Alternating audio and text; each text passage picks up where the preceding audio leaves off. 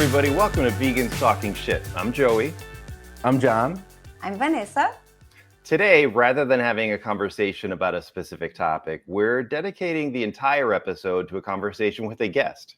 And that guest is none other than lecturer, educator, and vegan animal liberation activist, Gary Yourofsky.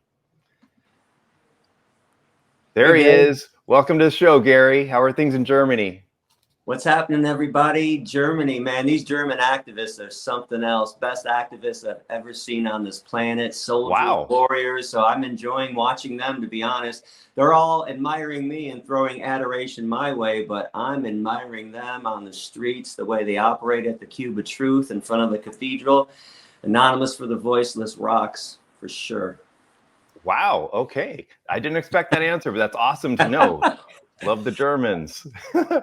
I feel out of place, to be honest with you. And everyone says I'm a legend and the OG. But I got to tell you, I left the streets 25 years ago. That's how ancient I am.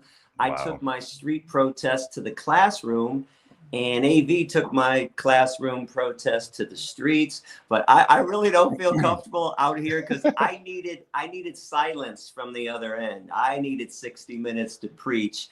And on the street over here, you got to go back and forth, ask them questions. Do you think animals deserve respect? Do you think you're respecting them while you're eating them? Do you know the definition of vegan? What if you were in the victim's position? But you have to, interact with them. I don't mind interacting during the Q&A session, but to me, I always had to have people shut the fuck up so I can explain the issue to them because I didn't want to hear the nonsense. Yeah. Oh, I hear you, man. So for those of you who don't know, and honestly, I don't know any vegan who doesn't, Gary is a world famous lecturer, vegan, animal liberation activist, and he's given thousands of lectures. The most notable, and most everyone I know has seen this, it's the Georgia Tech speech, lecture, I should say, on July 8th, 2010. The speech was posted on YouTube, appropriately titled The Most Important Speech You'll Ever Hear. It's been translated into more than 30 languages, accumulated more than 10 million views on YouTube. We do have a link to that incredible speech. It's on our episode description. And folks, seriously, if you haven't heard the speech, you must. It's a vegan rite of passage, much like watching the documentary Earthlings. So, Gary, I know you took time off since giving those lectures, and now you're back to help raise money for Sasha Farm. For those of you listening, please go to sashafarm.org to make a donation. For those of you on YouTube, you can see the URL down below. And we also have a link in the episode description.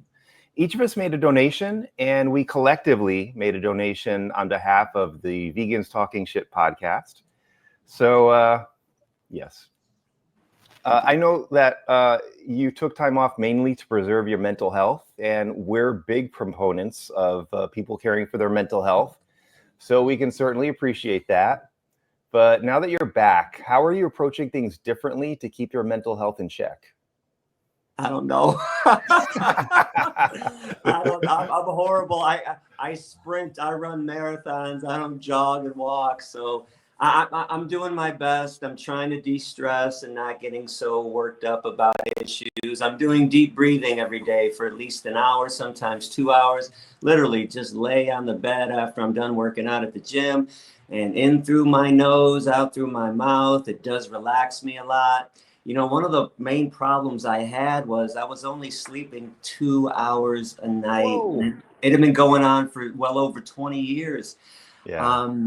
I got a crazy brain. It's a curse and a blessing. So the blessing is all those sleepless nights, it was because my brain always put me in this mock debate. As soon as I laid down exhausted, it would say, wait, you're debating Sean Hannity right now. And Sean's going to say this. And what are you going to say? And I'm like, wait, no, stop. I'll have something tomorrow. I promise. And they're like, no, what are you going to say? And then I go, oh, wait, I got something really good. And these are the parts of the speech that everybody heard over the years or things I said during media interviews. Those are the things I came up with all night long. But even when I came up with an answer, it said, okay, but he's going to say this now. And now what are you going to say? And all night long in this mock debate, I've kind of shut that down. I'm up to 4 hours a night, which I'm thrilled. It's still not Congratulations. enough. It's still not enough. I've read studies where if you don't get proper sleep, you can 3/4 of your genes can stop working. So I definitely needed some time off for my mental health. I'm trying to do my best, but you guys know this. We signed up for this war. We all signed up to give our lives to the animals, to do everything we could.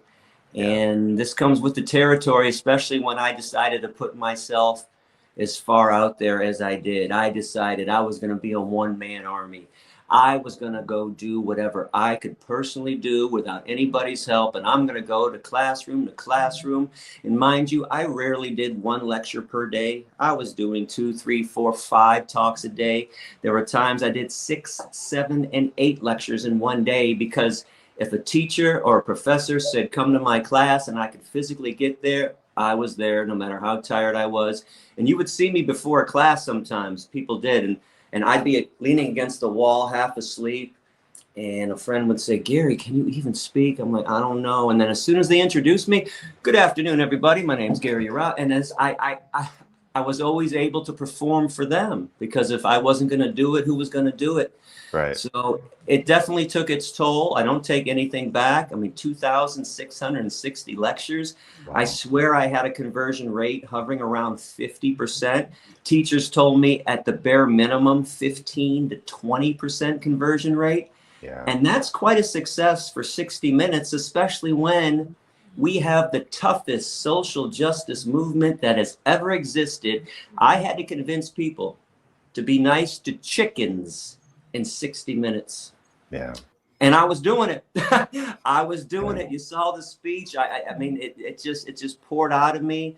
And it was a whirlwind lecture tour, that's for sure. And there are times that I want people to know I felt guilty for not being active. The interesting thing was, though, as I was sitting on my couch in my underwear watching SportsCenter or YouTube smoking a joint, I'm thinking, man, you know what? I did so much shit back in the day. I'm still converting people. This is crazy. I'm kind of still active, even though I'm inactive right now. So that's so true. I'm glad I put in all that legwork, but it was a ton. It was a ton of weight on my shoulders. And if you go back to the 90s when I started, 13 arrests, the mink liberation, 77 days in jail, 500 street demos, hundreds of media interviews. I mean, it was a lot. It was just so much. But I am alive again. Yeah. I'm glad to be back in the mix. I'm enjoying doing interviews and podcasts right now. I don't see myself getting back in the classroom again. And Paul Bashir at AV knows I'm not really crazy about the street demos either right now. Thank goodness I got these podcasts, because I only have to show up for the last 2 hours. Well, I mean, the amazing thing is you talk about a 50% conversion rate. That's just what you know about in person. Like on YouTube, you literally inspired millions. And we know personally people who literally converted because of your speech that they saw on YouTube. So the power of the internet in that way, who knows how many people you've inspired? Literally, it could be millions and millions and millions. Actually, we have a good friend, Virginia Lafer, that she asked me to say to you, thank you, because you changed her life. And when I told her that you'd be in our show, she cried. She really cried. Unfortunately, she had to work today, so because she really would love to say hi to you. Tell her I said hi too, and thanks for listening. And I got to tell you, I'm really shocked. I'm not trying to be humble. I'm so shocked at how many people were actually listening, because I got to tell you, I didn't think anybody besides the students were ever listening, which is why I just went to those classrooms. I didn't feel like anyone else was paying attention. And down here in Germany, I'm telling you, 90, maybe 95% of all the activists come up to me and say, I'm a Gary vegan, or I'm a Gary vegan activist. And I'm shocked, and I'm getting all these comments on Instagram. I've been vegan for 10 years, 12 years, 14 years, 8 years, 7 years. One person said 21 years. She goes back to the 90s. Wow. You made me vegan, and all these people. And keep in mind, when people say, well, how do you know they stay vegan? Gary vegans stay vegan. because I lay it out. I talk Yes. about the Holocaust. I talk about slavery and rape. The plant-based vegans are the ones that fall off the wagon, not an ethical Gary vegan. Oh, yeah. And if you take into account, I did Joey Carbstrong's podcast. I did Oh. Vegan Gains. They're Gary vegans. So if you take into effect the people that I converted and the people they converted, holy shit, the amount of people that changed their lives and changed the lives of animals, yeah, it's tremendous. It could be in the millions. I don't know. Yeah, you've influenced influencers. Yeah. I can't remember. Did Joey Carbstrong watch your speech when he was in jail? I don't know if he was in jail when he watched it. I don't know that detail, but Yeah. I did it. I did a show the other day, and I didn't realize I had converted him. It's crazy. Wow. And by the way, wait till you see. There's going to be a segment on his show that everyone's going to freak out about, because there's something I've always wanted to do and I've never done. Everybody calls the Georgia Tech speech the best speech ever. And by the way, I did not title that. I'm not that narcissistic. Somebody else put the title on it. Well, it's an accurate title, I assure you. I appreciate it. But the best speech I ever gave, only a couple dozen people ever heard. It was in the courtroom in 1999 when I was found guilty for freeing those mink. The speech that I gave to the judge, I have it written down. I always had it written down, but the court has been refusing to release the audio of it for all these years. I know they have an audio version. I saw the tape recorder, but I've had journalists approach them. They refuse. I tried to get it. So halfway during the interview with Joey, he takes out his iPad and he goes, "I want you to do something." I said, "What?" He goes, "Can you read the Make Liberation speech?" I morphed back into that courtroom, and it came out almost the same way. And I know it did, because you know what? Joey was crying, and the two camera people were in tears when I was finished. Wow. And that speech I gave, by the way, I was told that morning when I was found, before I was found guilty, my attorney, Steve Rogan, came up to me, said, "You know, I've already heard you're getting 3 years in prison today." And he begged me, he goes, "Don't give this speech. You're going to make it worse. He might go higher." I said, "Steve, he's hearing the speech. This is being said today." He begged. I said, "Steve, don't even fight with me. You just tell him when I'm found guilty, I have something to say." Yeah. I ended up getting 6 months. He leaned over to me after. He said, "I have never seen anybody talk themselves down from a jail sentence." That judge actually listened, he said. And I saw the judge 3 times go something like this. I mean, I'll just give you one highlight, my favorite highlight. I said, my presence in this courtroom today is paradoxical. I asked this court, if it's not a crime to torture, enslave, and murder animals, then how can it be a crime to free tortured, enslaved, and soon to be murdered animals? Yeah. And that was the first time he went. So wait till you guys get a dose of this. That's the best speech Wow. ever. But I will try again, probably. Yeah. Yeah, Vanessa cried on the podcast a couple times. Yeah. I'm going to paraphrase right now, but I also told him, I said, "You're going to let me live the life of a caged animal, and you think it's going to deter me? You will increase my empathy." And every time I was in that cell going crazy, pacing back and forth, not even knowing I was pacing till my cellmate Paul yelled out, "Gary, would you sit the hell down? You're driving me crazy." And I looked, I'm like, oh my, I didn't even know I was pacing. Like the elephant that sways in the circus from neuroses. Like the mink that I freed that has screw neck that goes like this, because you're kept in this unnatural world, this sterile world in a cage. And I just got angrier and angrier that I was going to do more and more. In fact, when I finally got out of prison after 77 days, they deported me and threw me out. I went out and did an act of civil disobedience where I chained my neck to my car in front of the Detroit Animal Control Center, because I found out they were gassing dogs in a garbage can in the alley with a hose connected to a muffler and the hose into the garbage can. So I brought attention to that. And as the cops finally cut me loose from my car, cuffed me and walked me away, as I passed the TV cameras, I said, Nice try, Canada. Dude, Nice. that's a hell of a tease. I think everyone listening today is going to go find that speech on Joey Carbstrong's show. I don't think it's out yet though, so stay tuned. I think he was he's holding the whole podcast or putting something together, but I'm not sure it's actually out. But stay tuned when it's out. Definitely get a look at that. I think so YouTube's going to have glad you another brought couple million hits. I hope so, because again, glad. man, yeah. Listen, I was often told by animal rights people that I said shit that they wanted to say, that they were afraid to say. I was an open book. I wasn't a politician. My best trait, I believe, was that I'm fearless. And the courts, the judges, the cops never fucking scared me one bit. In fact, I intimidated them. They didn't know how to handle me, because the whole point of going to jail, you're supposed to be afraid. So when cops would harass me at my street demos, I'd actually turn around, put my hands behind my back, walk up to them and bump them and say, go ahead, arrest me. I give a fuck. Go ahead, arrest me, take me to jail. I give a fuck. And they would actually back up and go, you're crazy. I go, what? I'm crazy because I'm not afraid to go to jail for what I believe in, because I'm not afraid of you. They would actually leave. I interrupted several judges, not just that judge in Canada. I interrupted judges all the time and lectured them, and they backed off. I wasn't interrupting to be a dick. I had a point to make that they just refused to understand sometimes. So yeah, they didn't know how to handle me. Now, for the record, I would still go to jail and die for the animals. Now that I'm about 55, I kind of don't want to. I'm a little comfortable right now. I would, but back then, like, go ahead, shoot me. The cops pulled their guns on me several times. I'm like, shoot me. Go ahead. I give a fuck. Go ahead, shoot me.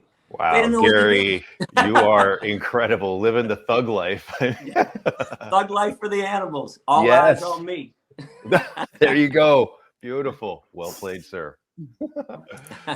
I'm so glad you brought up Joey Carbstrong. I mean, he is, I don't want to say he's the new you, but he has, for me, like that, I get the most out of the stuff he does online.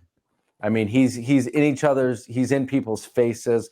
I love when he's, has that table set up in England, and it's just shock. Like he just shocks people, and he has such a great story.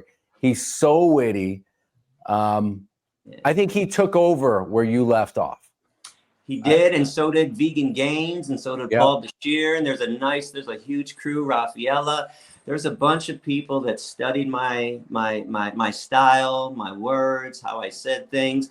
And listen, the mark of a great teacher, I love that my students, my disciples become stronger and powerful, even more stronger, more powerful than me.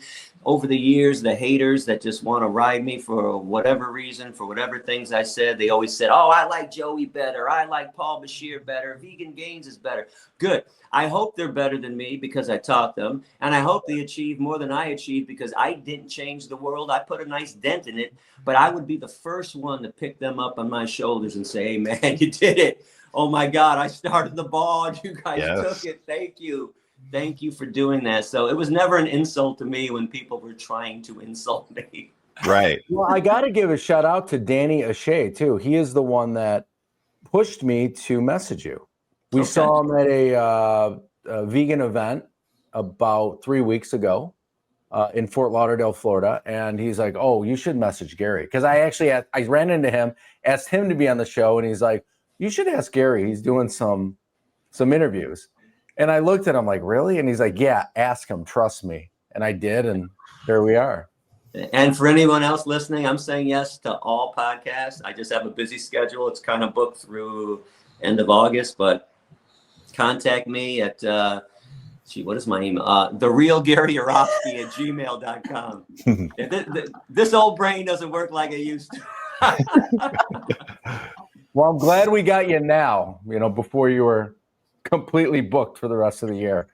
I wanted to ask you, I can't remember what speech this was, but you were saying that the only time you were really truly stumped was when a kid asked he asked, what if my mom says I can't be vegan?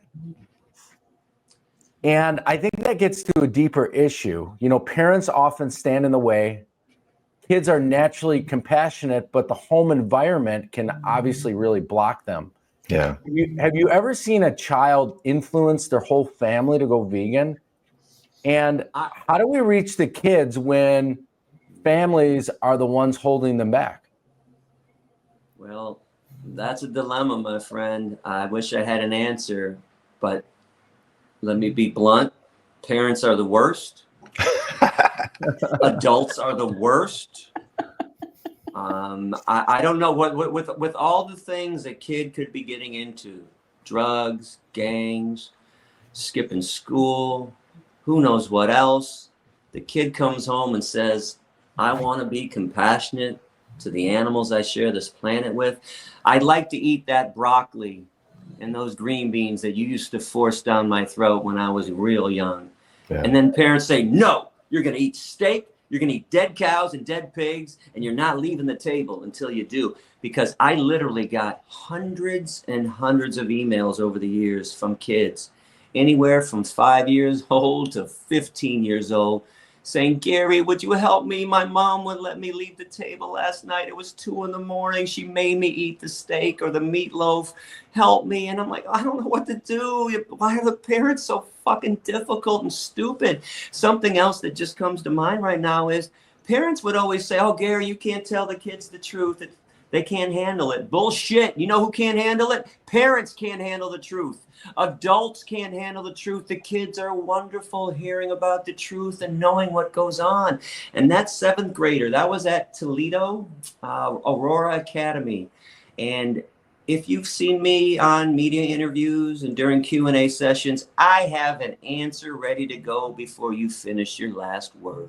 In fact, just so you know what's in my head, I have 15 different answers that I'm about to choose from before you're even done. That kid made that statement to me, said, Gary, I believe everything you say. I do. I want to become vegan. What happens today when I go home and my mom says I can't be vegan?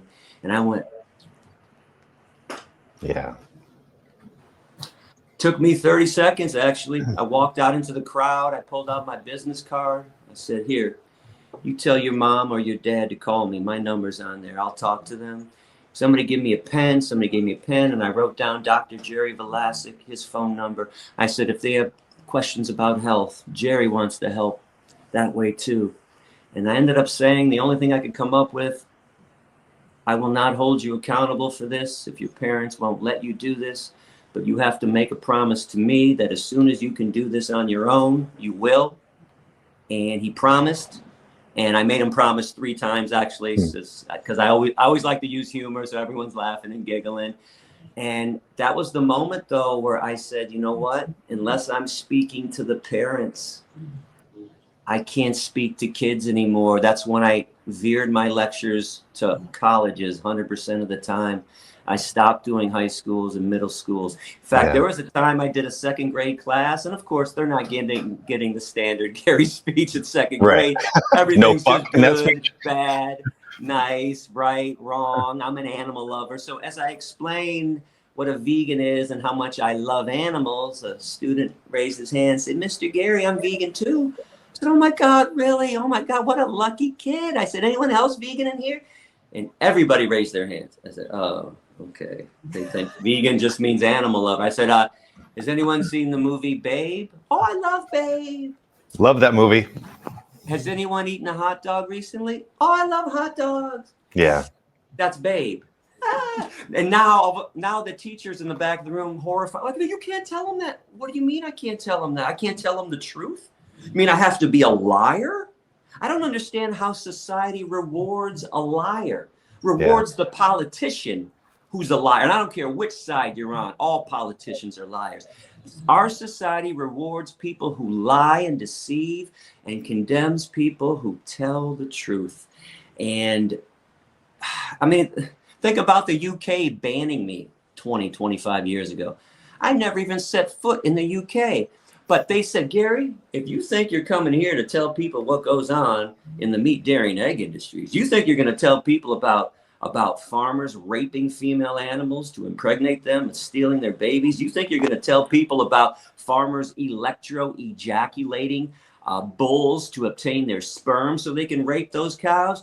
Don't bother coming through our borders. You're not getting through. But conversely, if I were a liar or an animal abuser, if I knew a better way to rape animals, if I knew a better way to electro-ejaculate the male animals to obtain their sperm, oh, come on, Gary, come on to the United Kingdom. But no truth tellers allowed. This is the world we live in, and this is what's maddening, and this is what contributed to my brain melt, which is how I'm describing it over these years. My brain has melted from society, and a whole nother topic I can't even discuss clearly, but I don't even believe this world is real anymore. I think it's a fucking simulation, and somebody's just fucking with me and fucking with the vegans and fucking with the animals. There's no way humans can be this evil and this vile. Unfortunately, it appears that we are. Yeah. Yeah. Or the wool has been over their heads for so long, over their eyes, and they just can't see it. I couldn't see it for many years. Me too. But you know what? When somebody approached us, we listened. Yeah. We took the information in. It's the defiant ones that drive me mad.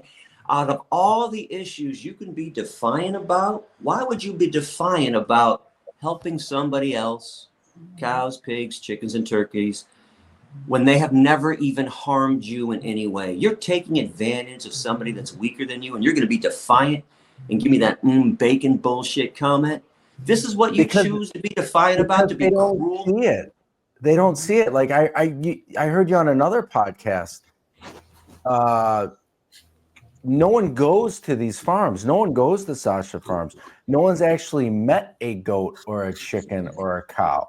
We just know it in Kroger and Jewel and Dominic's and wherever, right? And it's not an animal. It's just a piece of meat that winds up on our plate. It's just a product. I know, and it's so. And when you're eating this product from age, 3 years old to 16 or 18 until then you start seeing the vegan stuff. It's so hard to get rewired.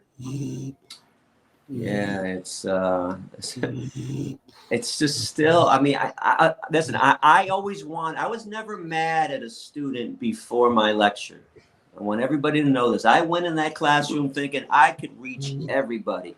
Just give me an open mind. That's why I started the speech. Give me an open mind. I'm going to take your blinders off. I'm not here to be your enemy. But I heard all the fucking snickering when I walked in the classroom. Oh, the fucking vegans here. Oh, we got to listen to this vegan shit today. I should have brought a hamburger today. Still wasn't mad. I wasn't mad because I used to be the same way. Yeah. It was after the speech when they became defiant that I got more militant. So wait a second. I just explained everything to you. So I also don't understand, if somebody explains the truth to you, a huge injustice, how do you fight back? Why do you argue? I mean, even when I was flying stage, before I became vegetarian and vegan, once I found out about what was going on, I didn't fight. I didn't yell. I stayed silent.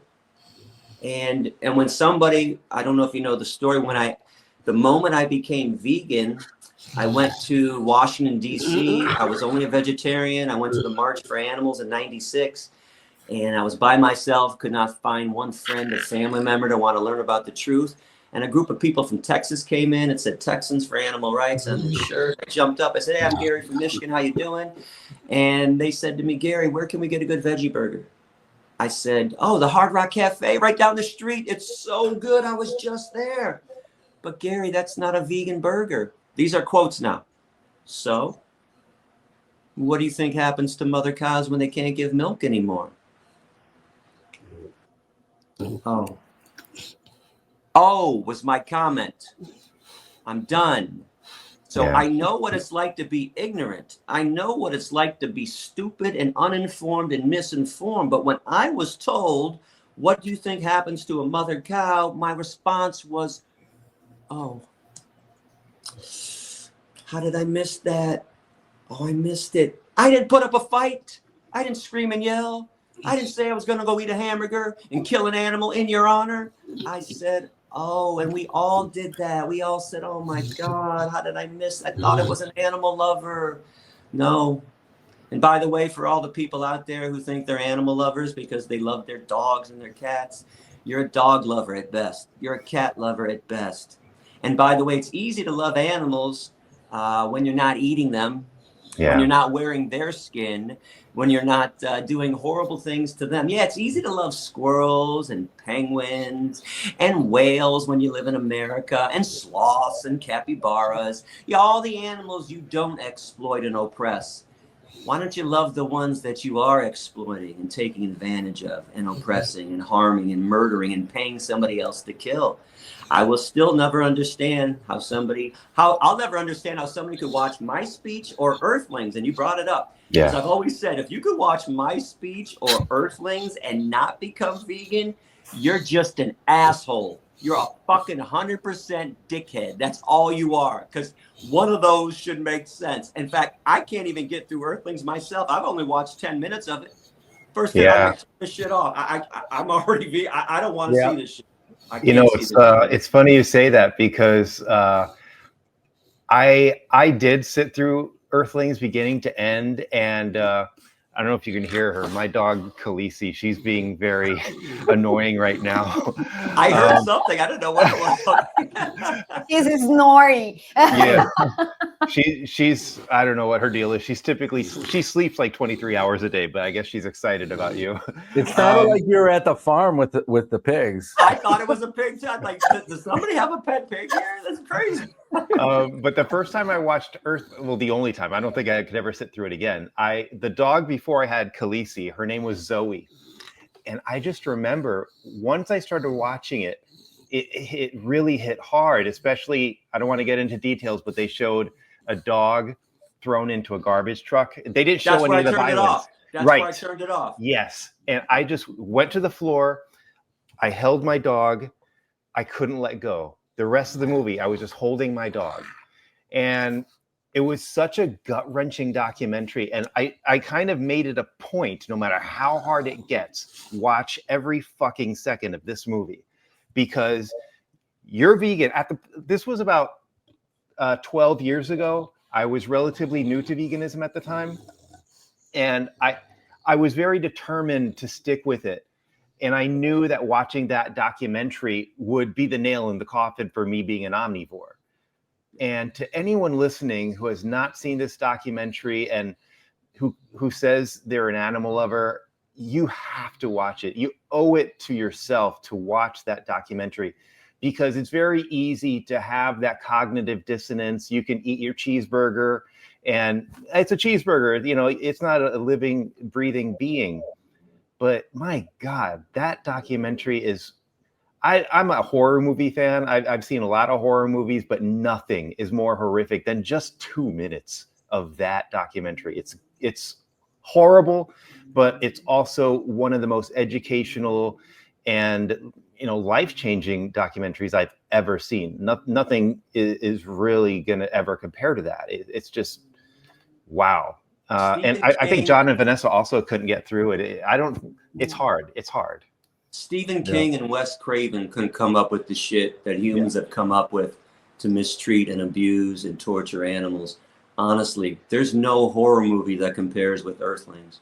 Nothing. Every time you show up at a slaughterhouse, a vivisection lab, something, the most vile, evil things are happening. Punching and kicking defenseless animals.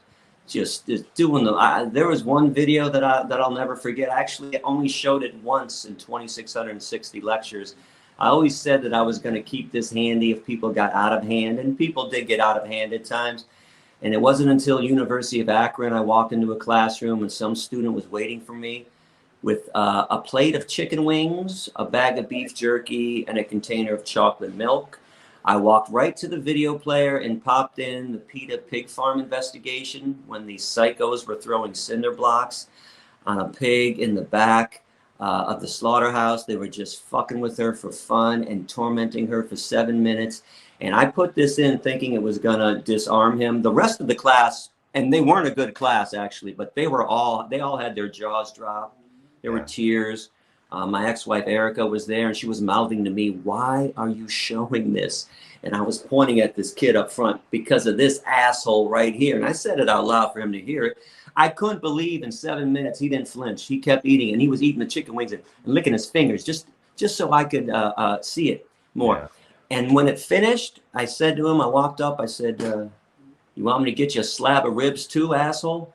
Yeah. And he's offended. You can't talk to me like that. I said, did you just come into my classroom with dead animals and you're telling me I can't talk to you like that, asshole?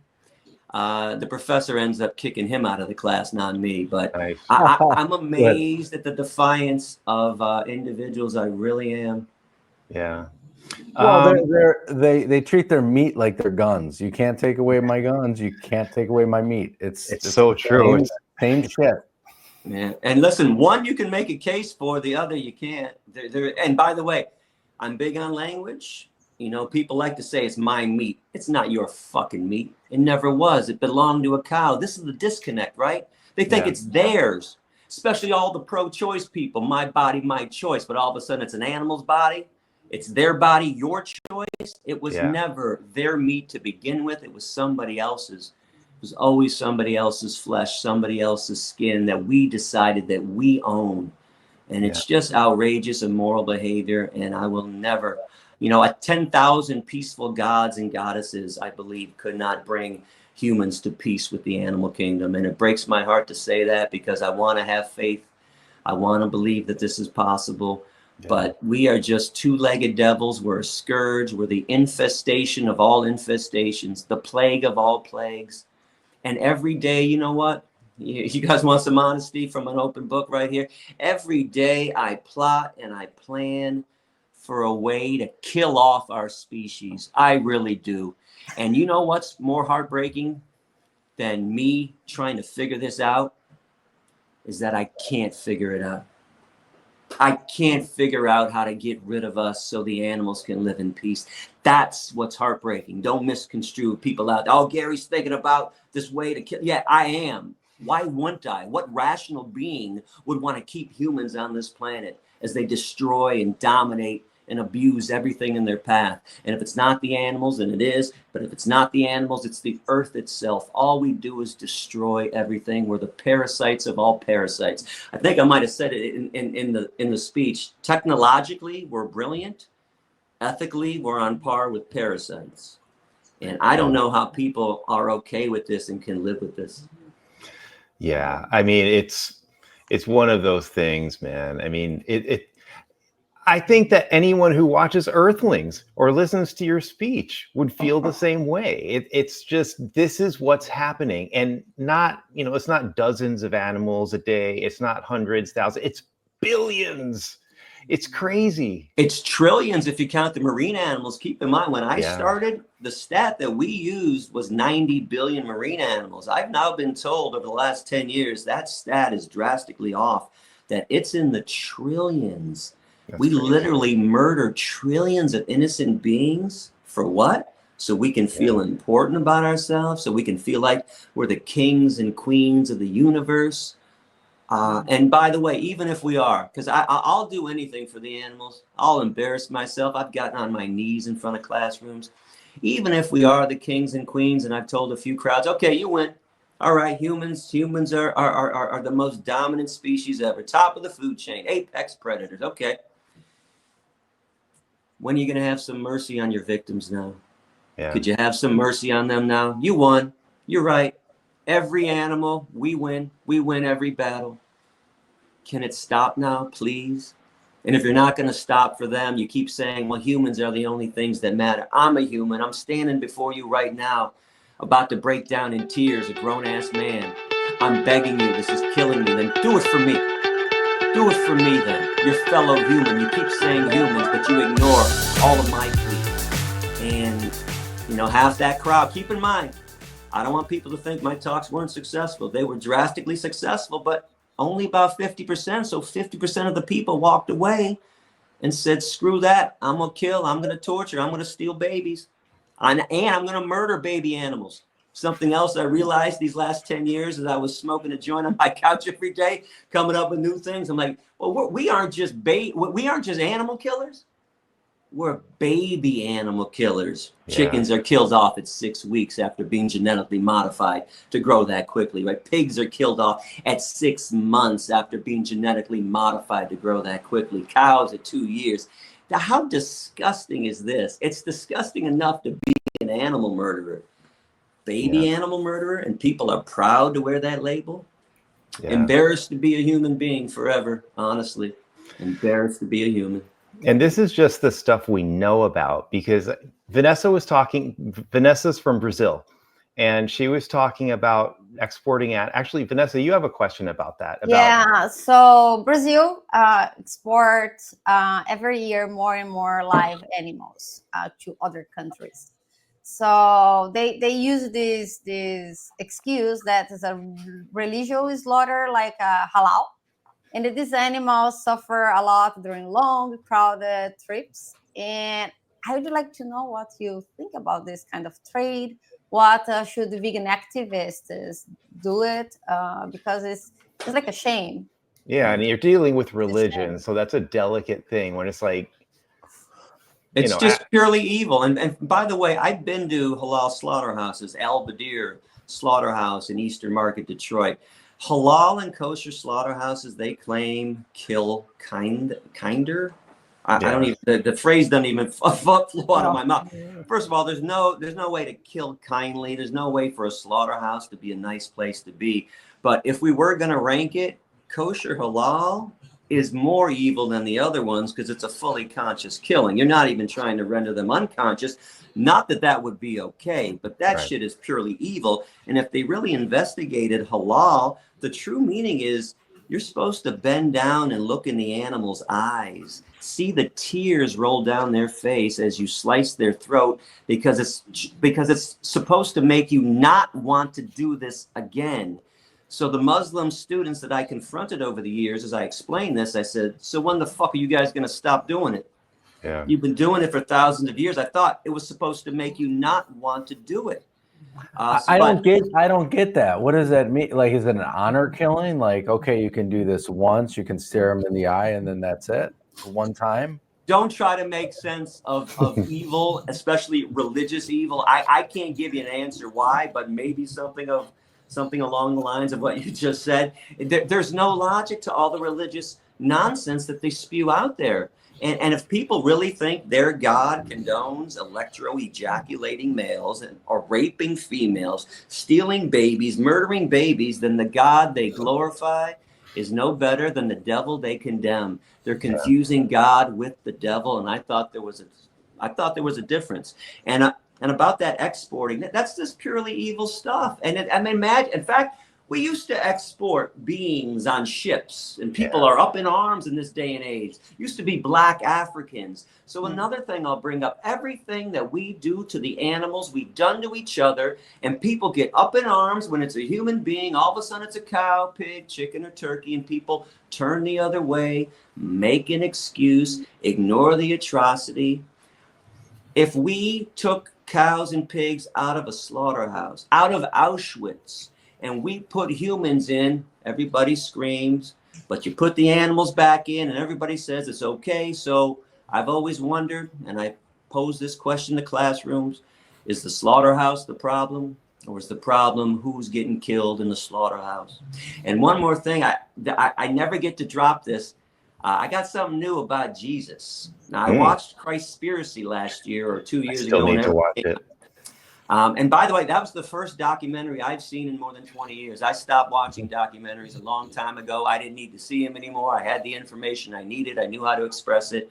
So the makers of the film were influenced by me, and they texted me, got a hold of me, said, would you watch this and let us know what you think? So I watched it. So yeah, it was pretty good. But it always every time I listened to something or heard something, it made me piece something else together. And I realized that we steal everything from the animals. This is obvious. We steal their lives. Yeah. We steal their flesh. We steal their skin. We steal their babies. You know what else we stole from them? Their Messiah. And let me explain this. Where was Jesus born? And I don't mean the city, and don't say Nazareth. Ain't no city named Nazareth. He was Jesus the Nazarene a strict vegan sect that were descendants from the Essenes, descendants of the Pythagoreans. There's a clear line, a clear lineage of veganism. He was born in a barn, in a manger. Who lives in a barn? Humans or animals? Animals. He was born around the animals. That's where he was supposed to be born. And what was his last act before he died at the temple? He wasn't just getting the money changers out. He opened up the cages to let all the animals free who were going to be sacrificed. So he was killed for being an animal liberationist. Surprise, you got killed for being an animal liberationist. So born in a barn, died for the animals. I got news for every Christian out there. He's their Messiah. He's the animals' Messiah. We stole their Messiah too. We steal everything. That's all we are, is thieves. That's all we are, is murderers. And people need to handle that truth, which I know they won't handle. Right. And by the way, when everybody tells me Jesus is coming back, Christians love to say, Jesus is coming back. He ain't coming back. He's not. You know why? If Jesus came back and told you to be kind to the animals, to his babies, told you to be nice to gay people, told you to put women on an equal status with men, you'd fucking kill him again. You fucking maniacs, they would kill him again. That's why he ain't coming back. Yeah. Yeah. That's brilliant. That point you just made, I had never made that connection. That was brilliant. Wow. You guys are catching Gary in a good flow today, by the way. That's wow. You just blew my mind, sir. Gary, before I forget, this has always been on my mind because I have respect for really good public speakers. You know, and I heard you, you get a lot of influence from Malcolm X and George Carlin. But was this something like, even as a kid, you're like, wow, I can not just speak to one person, I can speak to a crowd, and these people are really listening. And or was it more of a learned thing, or was it just right away you realized, shit, I can speak in front of a crowd? I'm gonna shock you right now. I was so shy growing up. Wow. I remember in 6th grade when I liked a girl and had to call the girl on the phone, my sister had to write questions down on a piece of paper for me because I didn't know what to say. I would freeze up. If I liked a girl in school, I'm like, I like Julie. I like her a lot. And it goes, I don't know what to say. I don't know what to say. People, my friends would push me towards her. And I don't know what to say. I was shy and I used to stutter. I was a stutterer. I hated speaking. There are times you can catch me when I'm speaking. If you hear me do an extra pause, I'm holding the stutter back. I've learned how to manage it. So I stuttered. I was shy. I was never going to be a public speaker. This pours out of me. Once I found out what was going on, I felt like that I had to tell everybody. And I made those promises to the elephant in the circus in 1993, to the octopuses that were being murdered at the Detroit Red Wings hockey games in 95, to all the other animals, the pigs at Thornapple Valley Slaughterhouse that I saw, the animals being murdered at the El Badir Slaughterhouse. I made promises to all of them that I would tell everybody about their plight.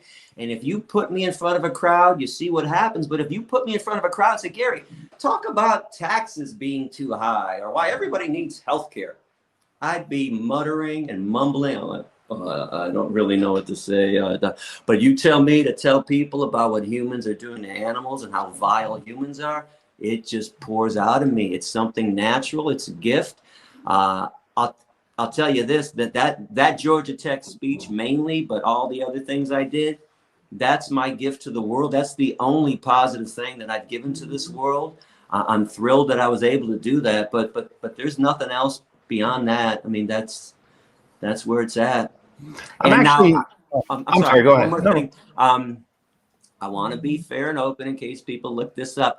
I did go to journalism school, Oakland University. I got a BA in journalism. I did go to Specs Howard School of Broadcast Arts actually after high school. Okay. It's a vocational school, but I was never a good speaker, and I don't think either helped me out with my activism, because again, I can only do this when I talk about animals. I can't write or speak when it's a different topic. Your passion takes over when it's about animals. Yeah. Well, And some of everybody, it by the was way, I getting- know everyone's got the same passion, all the vegans. Let it out. Yeah. No matter how shy and introverted you are, let it out. There's that famous quote, if not you, then who? It's If funny you not say now, that. then- That's part of it, I think. That's the biggest part of it. Maybe you might have this passion, but it's if you're an introvert, if you're shy, it's like, I've heard that public speaking, people are more scared of public speaking than dying. So there's so many people that really want to get it out there, whatever their passion is, and they're just scared. By the way, it was crazy where I lectured. I spoke in animal agriculture classes at Ohio State University 6 to 8 times a year for 250 to 300 factory farming students. Wow. I went to the belly of the beast. Wherever I would lecture in slaughterhouses if they let me. I spoke in rural North Carolina, rural Ohio. I spoke to groups of hunters. In fact, you brought this up earlier about people, something about people not really knowing what was going on, and it was worse than anyone could imagine. I had students at Halifax Community College in rural North Carolina come up to me and say, hey, I actually work at the Smithfield slaughterhouse. We don't cut the teeth of pigs off like you described. We take a hammer and we just fucking hit those things right up. And I said, what? Oh my God. He goes, oh, we just knock them the fuck out. We don't cut. It's just with a hammer. Like they would actually tell me more things that I didn't know about. Now, this is also odd. They were wonderful students. They listened intently. They didn't argue with me. I had such success in these rural areas. And the first time I went to Halifax CC, I leaned over to the professor and I said, man, they really came to fuck with me today. He said, well, why do you say that? I said, they're all dressed in camouflage. He goes, Gary, they didn't do this to mess with you. Welcome to Halifax Community College. This is how they dress every day. But they would take their notepads out and take notes. There was almost no divisive comment from anybody interested.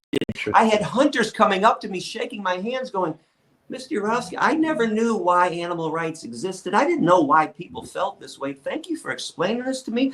I understand it now. A lot of these people were farmers and like kids were farmers, right? Yeah, and they admitted too, as I challenged them, they were forced to be mean to animals by their parents or their grandparents. Right, we force this on our kids, and it goes something like this: when they're 4, 5, 6 years old, they're going out to shoot an animal for hunting or kill an animal on their property. The kid starts crying, and the grandpa or the father says, "Hey, you stop crying right now. This is how it is, and you're going to have to deal with it, and you're going to do it right now, and you're going to get used to it." And that's what happened. We force feed this violence down these kids' throats. But those kids were great. I loved Halifax Community College. I did. And something else interesting, near the end of my tour, I asked some professors, how come they're just so wonderful here? And a bunch of them, I used to have 3, 4, 5 professors bringing me in. They'd say, Gary, they can't believe that you would actually come to their small school in rural North Carolina and talk to them and spend time with them. They're so thankful that a guest speaker of your caliber would actually come here. When you could be at Penn State, University of Michigan, NYU, you decided Halifax. And I got to tell you, I decided Halifax for a reason. Over the years, I loved community colleges. Those were the students that were going there to better themselves, to learn. They had their notepads out. They were taking notes. They were probably paying their own way for that school. Now, I'm not saying I had bad students at Penn State and University of Michigan, all the big schools I spoke at. They were great too. But the difference I saw was you were usually at Penn State or U of M because mommy and daddy wanted you to go. Yeah. You were at Halifax Community College because you needed to go because you wanted to get a better job. So you took everything a little differently. Like at U of M, it was almost like, prove it to me. Oh, how could this be? I'm at U of M. I never heard of this. But at Halifax, they're like, wait, what? What do they do? They actually electro-ejaculate animals? Oh, my God. Like they weren't challenging the information. So, man, give me a community college, too. I absolutely loved it and had great success. You know, you bring up the lectures you gave at school, and I'm very curious because clearly people learned a lot from you, especially in these places where they had no idea what goes on. But would you say that you learned anything as far as like good or bad, like from them? Like maybe you brought up the whole thing with the, Jesus, it's horrible to even think about again, but how they hammer out the teeth. Are there other things like that you learned? Again, good and bad. I don't necessarily want to hear just bad, but maybe anything good, something encouraging. Well, listen, it was encouraging because I got to see change happen before my face in 60 minutes. Yeah. I don't want to repeat myself, which I normally do, but you might have heard on some other podcasts. Every classroom started out the same. Right. Just like this. And I heard the snickering again. I mentioned it. Right, here's the fucking vegan. So they're kind of defiant to begin, arms crossed. 10 minutes into the speech, their arms became uncrossed. Yeah. I dropped a slaughterhouse video around the 15-minute mark. All of a sudden, they're leaning back in their chair, one arm usually up, rubbing their head. They're confused. They're being blown away. I see it in their eyes. They're getting it. Oh my God. Right. And then my style, right? The harsh Malcolm X comes out, especially after the slaughterhouse video. There's concentration camps on American highways right now that you're funding. Innocent beings are being sent there to being tortured, have their heads chopped off. And I'm beating them down with facts until they can't take it anymore. And then here comes George Carlin, Mel Brooks, and Larry David that's flowing through my veins. And then I'm making jokes, sarcastic, truthful jokes, right? You guys have a bird ass fetish. How come everything has to involve a bird's ass? You eat eggs that come out of a hen's ass. On Thanksgiving, you shove things into a turkey's ass. So now they're laughing again. But again, Carlin taught me this, right? There's truth in sarcasm. So I would take them back and forth. It was a militant comedy roast. So the speech was so entertaining that by the end, if you listen with an open mind, again, half the crowd was going, okay, I get it. Yeah. And I'll even say the other half wasn't defiant. They just didn't change. The stats that I got from the professors was, about 50% conversion. There was another 25% that made drastic changes, reduction, not what I want, not what the animals need, but hey, I'll take a reduction in cruelty. So there was only a small segment walking away doing nothing. And for that, I don't have the answer either. I don't know how to make somebody care, but I can make somebody understand if you give me an open mind and if you listen intently. And that was the success that I was having. And I mean, the transformations were just amazing. So I learned that humans are ignorant, humans are uninformed, humans are robots. We've been programmed and brainwashed. You guys know this too. Same questions you always get. What about God? What about protein? Animals don't feel. Animals don't think. Every dumb thing, but plants feel pain. So they're all saying the same stupid shit that they've always heard. They're just regurgitating it. Yeah. No one thinks clearly and normally about this issue. You can approach a seemingly brilliant person, ask them to be nice to a cow, and watch seemingly brilliant people become fucking retards. Yeah. I mean, it's just absolutely outrageous what goes on when you ask somebody to be kind to an animal. So, it was enlightening. In one aspect that all these people were listening, and it was disheartening when the other half, wouldn't change. So I was averaging 200 talks a year. 180 didn't have a divisive comment. The ratio is phenomenal. Yeah. But those 15 or 20 talks every year that turned into a Jerry Springer show. Man, I have no answer for. And those are usually the stories that I like to talk about because they're more entertaining than me saying, hey, everybody in the room cried and said I was like Gandhi and I changed their life. No, I tell you about that University of Akron student that brought chicken wings to the room. Like, that's just more entertaining for the crowd. That's the George Carlin in me. I just want to tell you the most craziest shit. And by the way, Carlin's got a great bit. Everybody should look it up. Has anyone ever heard the chickens are decent people bit? No. I love Carlin, but no. He says to the crowd, when did humans become better than chickens? Name me 6 things that make us better than chickens. And the crowd is silent. He goes, see, you can't do it because chickens are decent people. When was the last time you heard about a rooster coming home after a long day's work and beating the shit out of his hen? Doesn't happen because chickens are decent people. You should check it out. Wow. Truth and sarcasm. Again, Yeah. these animals are way better than we are. That's what's most heartbreaking. We think they're less than us. They've achieved a higher level of peace than we will ever achieve, and they get victimized for it. Yeah. They get abused for being better than us, because that's what evil beings do to others. They abuse those who are better than they are.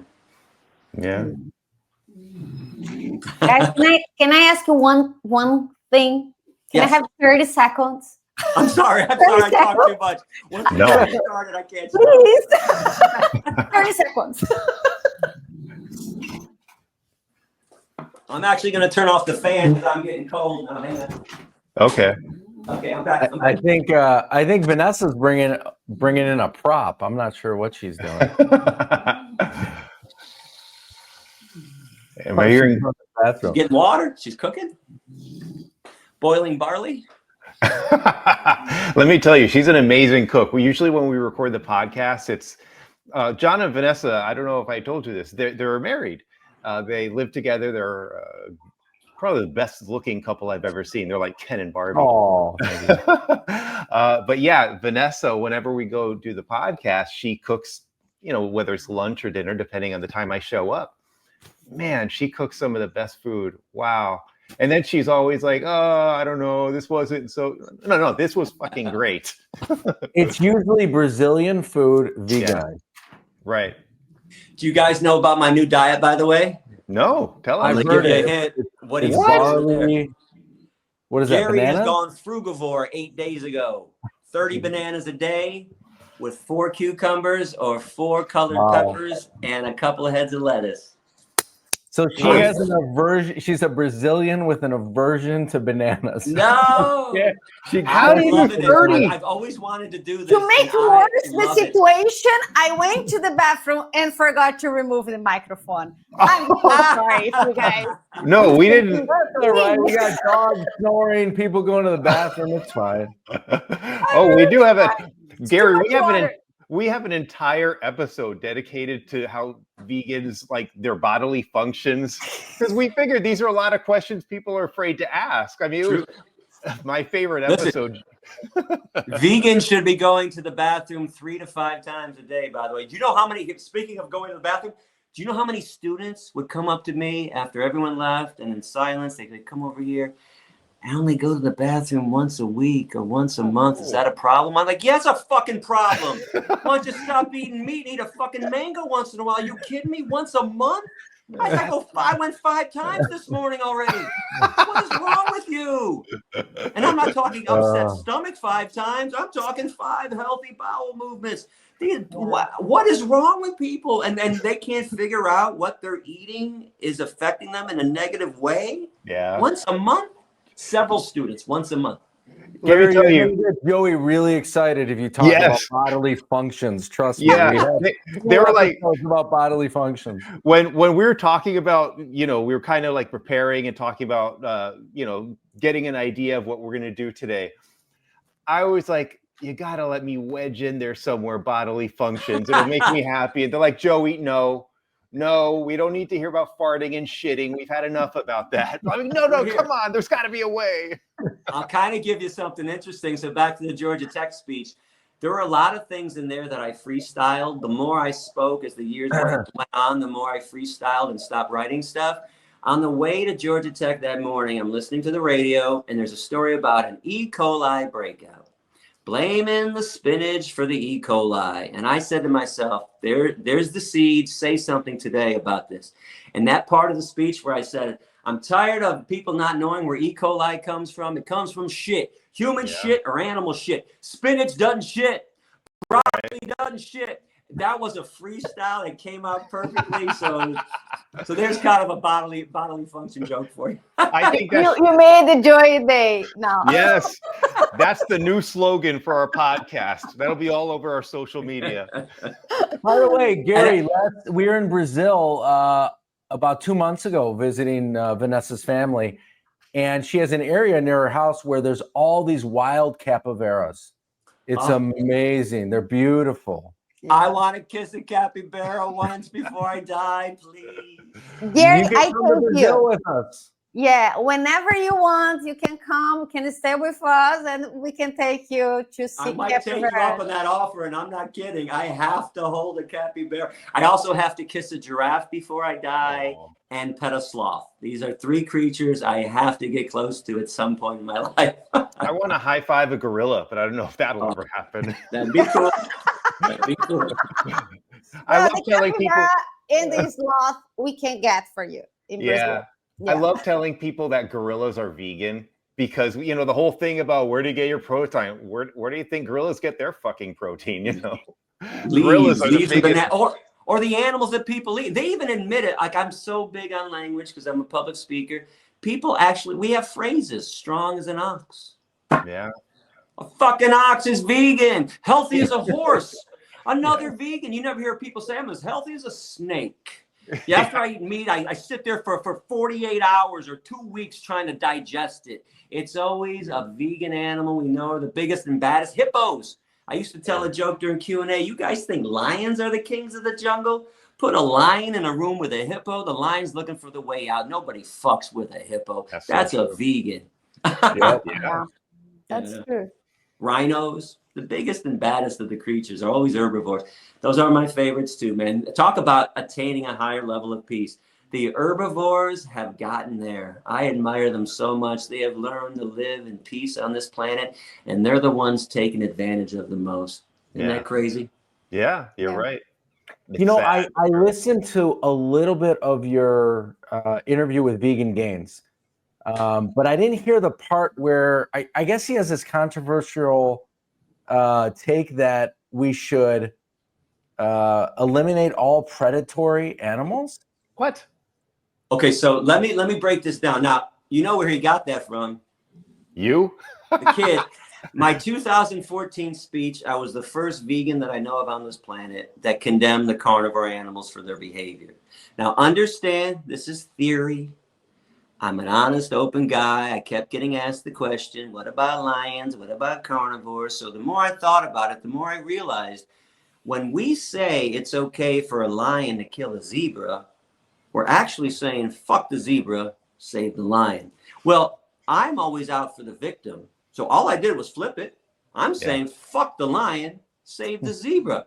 And if you think about this, people have dogs and cats as pets. If your dog was in the yard and he chased down a bunny rabbit or a squirrel, wouldn't you scream at him and drag him away? Yeah. So so people claim, oh, a lion can kill a zebra, but all of a sudden, if your dog attacks a bunny rabbit, you're screaming and yelling and jumping in the way. Or if a wolf, a coyote, or a bear got into your backyard to attack your dog or cat, you wouldn't be like, well, it's the circle of life, tough shit. You're going to beat the elephant, or I'm sorry, you're going to beat the bear away, the wolf, or the coyote away. So we always make these decisions to help certain animals that are going to be victimized by other animals, but all of a sudden we think the lion has a right. Now, in theory, no, he doesn't have a right. I don't like it. And I've seen videos, and I think it's wrong too. I think it's wrong when we say animals aren't moral agents. I find this to be a speciesist comment made by people who are supposed to be opposed to speciesism. It's been going on for decades because a bunch of philosophers put this out there years ago. We always say animals are sentient beings. They're cognizant. They're aware. I said in my speech, they use their eyes to see, their ears to hear, their brains to think. And all of a sudden, we don't think they can make a moral decision. And I find this to be disgusting too, because we're also putting humans on a pedestal above animals once again, claiming that humans are moral agents. Really? Yeah. We're moral agents? Where? We're immoral agents. We're not moral agents. We're slave masters. We're child rapists. We're women rapists. We're animal murderers. We're not moral agents. We could care less about morality. I think the herbivores, once again, have achieved the level of being moral agents, of not wanting to cause pain and suffering and harm to anyone else. So there are a lot of things that I believe in like that about why carnivore animals are wrong. But let me be clear, Gary is not flying to the jungles of Tanzania to kill the lions right now. Right. The zebras are going to have to rise up on their own, or like most people have seen. Did you guys see when the buffalo fought back against the lion at Kruger, the lions at Kruger National Park years ago? No. Promise me that after this episode is over, you punch in Kruger National Park, buffaloes versus lions. Let me just break it down quickly. A group of lions come up to a small group of buffalo. Of course, these violent thugs, they attack the young buffalo and grab him, and the other buffaloes run away. Now, they grab this buffalo, and they actually, as they grab him, they actually roll over into the lake. Now, as they're pulling the buffalo out of the lake, and by the way, this has a great ending. The buffalo did. Okay, good. An alligator comes up and grabs the other end of the buffalo. The lions and the alligators are having a battle over this poor buffalo. Somebody's filming it in the distance, just happened to be there. And they're going, oh my God, can you believe what we're catching on tape? Now, as I watched this the first time, I'm thinking, no, why did you run away? Don't run away. You left him. They ran to get the cavalry. Wow. They come back with about 500, maybe 800 buffalo. Holy in shit. 2 minutes, and all of a sudden they surround the lions, and all the lions, how do you like it now, you little fucking thugs? And the big buffalo comes up, and he takes the one lion and flicks him up in the air, 12 feet in the air. Now the lions are scared. They're trying to get away, and the buffalo got them surrounded. But so I think this happens a lot more than we realize. Again, if you weren't there with a camera, we would have never known about this. Right, of course. So I think the buffalo have to rise up. The zebras have to rise up. The hippos. I've got videos I used to show about hippos. There was a hippo in a river once. Alligator attacks an impala, and think about this. The hippo's a vegan. He sits in the river all day long. He must get sick of all the killing too, just like we do. Yeah. And he had enough. He charged after the alligator to make him let go of the impala. Now, the impala gets up, this baby impala gets up on the shore. Have you seen this video yet? No. You got to look this up. You're not going to believe me. The hippo gave mouth-to-mouth resuscitation to this impala. He gently picks up the baby's head, opens his mouth, places the mouth in as gentle as he can for a couple seconds, takes the mouth out, he looks at the impala, he does it again. Mind you, he never went to a CPR class. Right, of course. But he's smart. Again, he's smart enough to know this baby needs oxygen. How can I give him oxygen? I have to breathe into him. Now, that had a bad story, bad ending. The impala did not make it. But the hippo made a moral decision. I'm tired of you alligators killing everybody. Every time I'm chilling in this river, you got to come by and kill somebody. I think the animal kingdom is going to have to rise up. So it's not for me. Everyone has misconstrued what I said when Vegan Gains has said humans first. Yeah. When I convince my species to stop killing all the animals, yes, I will fly to the jungles of Tanzania and try to convince lions not to eat zebras. I will. But I also want to say this. I am too stupid, and all humans are too stupid to speak lion, to speak jackal, to speak hyena, to speak alligator, because I believe also that all animals have their own language.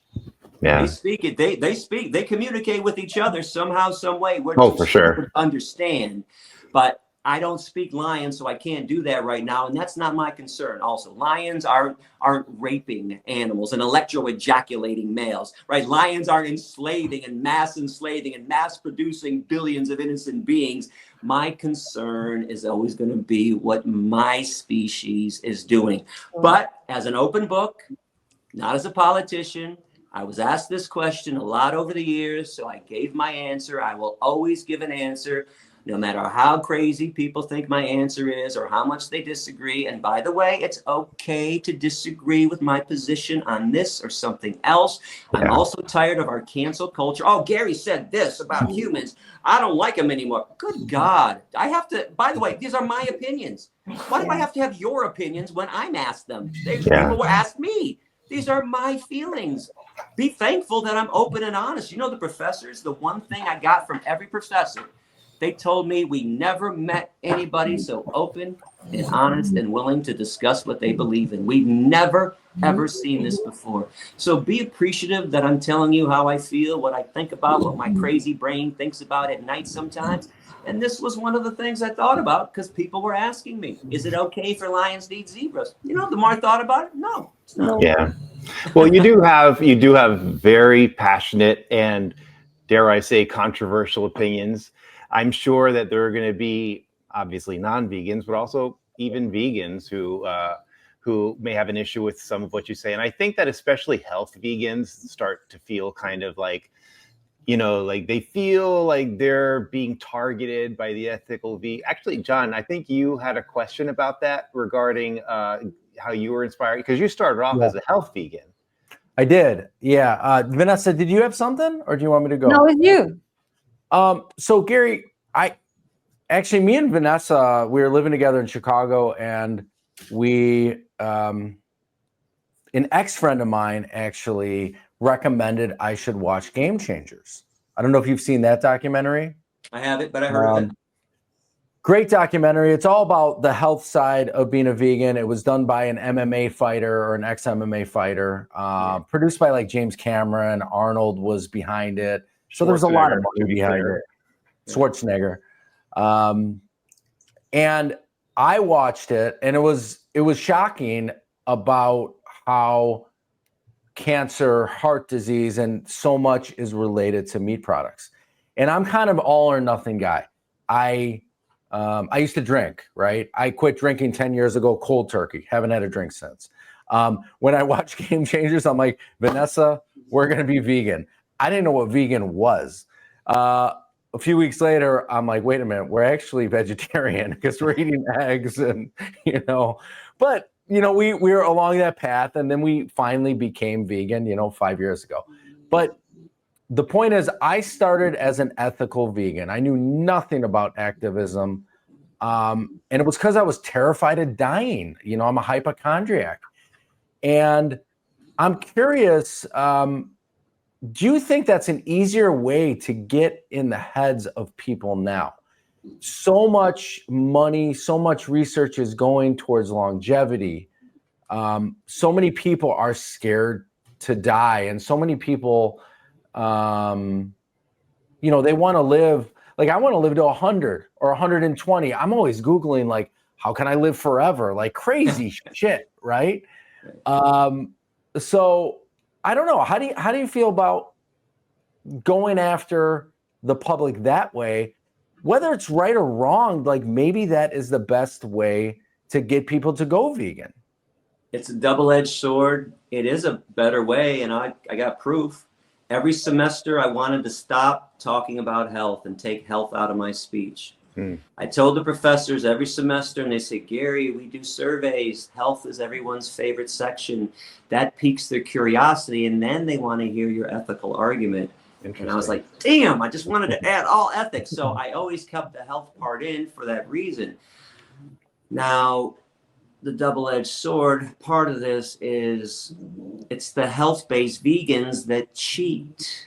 Yeah, that's true. The health-based vegans that don't stay vegan when we hear about somebody not being vegan anymore. So it really needs to be ethically based for you to stay vegan forever. And I don't mean, of course, there's going to be exceptions, but for the most part, when people accuse us of cheating, they're accusing the health-based ones. And I'll be honest, if you're vegan for 6 days a week and day 7 you have a double cheese pepperoni pizza, I don't think it's going to affect your health that much because you did 6 great days. It's kind of like if you smoke 2 cigarettes on the weekend, I doubt you're going to be at high risk for lung cancer. You're still at risk, but not high risk anymore. It's not like smoking a pack a day. So it is an interesting angle to take. But here's something else, and this is for all the vegans out there. You guys got to change what you're eating and how you're eating, because I also find it humorous that vegans tell everybody to eat fruits and vegetables, and no vegan eats fruits and vegetables. I'm the only one in Michigan. Everybody eats Impossible Burgers, Beyond Meat Burgers, Tofurkey, and all the mock shit, and all the fucking plant-based milks, all the high-fat stuff, all the high-sugar stuff. Guys, before I went frugivore, which I just did, and I'll talk about that in a second, I was still eating super clean because I found out over these years. Now, mind you, I'm 29 years vegan. I had some longtime vegan friends get cancer and die. Lisa died from breast cancer. My boy DeVore died from bladder cancer a few years ago. And I'm like, what the fuck's going on? I thought we're supposed to be immune to this. Wait a second. Something's going on. Now, this is the crazy brain. Well, they were vegans that passed away. Yeah, absolutely. And longtime vegans. And I said to myself, there's something that we're missing here. There's a common link that we still have with meat eaters, and what is it? Of course, I go to sugar first, and I'm not advocating sugar. Sugar's horrible. Get it out. But it wasn't sugar, because I know meat eaters, and I know vegans that don't eat sugar. So I'm thinking, I'm running down the list, salt, all the normal things that we want to indict, and then it hit me. Fat. Everybody, vegan and non-vegan, consumes excessive amounts of fat. And let's start with the oils. Now, I went to the grocery store. I wanted to check this out. I looked at nasty Crisco oil, and I looked at high-end avocado oil and everything in between. Love avocado oil. Every single oil is the same. 14 grams of tablespoon, 14 grams of fat per tablespoon. Now, name me one person on this planet that uses 1 tablespoon of oil. Oh, that's true. I pour it on. They take the fucking bottle and they go like this to start. Yeah, that's Joey with his avocado oil. Yeah. There's 80 to 100 grams of fat right off the bat. Now, if you're a meat eater, you could add another 100 to 200 grams of fat per day with all the meat that you're eating and all the dairy and all the cheese that you're eating. If you're a normal vegan that eats Impossible burgers and Beyond Meat burgers and all that mock meat shit, well, you can add another 100 to 200 grams of fat per day. People are eating 300, 400 grams of fat per day. There's Gary's personal epidemiological study. I'm telling you, this is what it is. And I'm always ahead of the game. Mark my words, in 15 to 20 years, the medical community is going to finally come out and say that fat is the main cause of our diseases. I only have a couple doctors right now backing me up. Dr. Douglas Graham, 80-10-10. I think John McDougall talks about this as well. So 10 years ago when I figured this out, I turned to virtually a no-fat diet, very low to no-fat diet. It involved 1 cup of grains for breakfast, usually barley, but it could have been millet. Sometimes the seed, quinoa, all have no fat. I would also add a half a cup of green lentils or red lentils, no fat. Or I would do a can of beans with the grains. That was my breakfast. And by the way, this diet was so clean. My ex-wife, Erica, 15 years, we didn't eat together for the last 10 years. Nobody would eat with me. That's how clean it was. Now, lunch was 10 to 15 pieces of fruit, most of them in a smoothie. And dinner was 5 or 6 different vegetables, broccoli, green beans, carrots, mushrooms, squash. And lately, I was able to add that brand new product made from fava beans, that soy tofu, Big Mountain, 0 grams of fat, 64 grams of protein. So all day long, I was basically getting only around 6 or 7 grams of fat, and that was from the hemp protein I was putting into my smoothie. Yeah. I loved it. I felt great. I had inflammation from all the stress I was going through in my hands and my legs. Everything went away. I was on top of the world. People that see me now say, oh my God, you haven't aged since your Georgia Tech speech.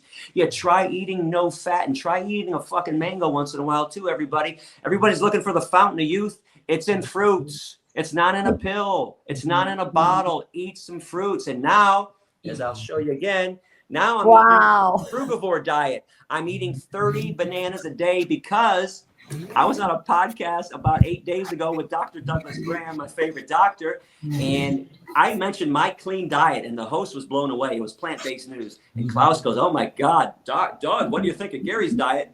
And Doug is more of a curmudgeon than I am. I love Doug. And he says, I don't like Gary's diet at all. Cooked food is poison. Gary, you got to clean it up. I'm like, are you kidding me? I got no one that will even eat with me. So no one will eat with me. And then Doug says, I'm still not eating with you, Gary. So I talked to him after the show, and he convinces me. I've always wanted to do this. And he says, you got to go frugivore, man. So I'm doing 2 smoothies a day, 15 bananas each.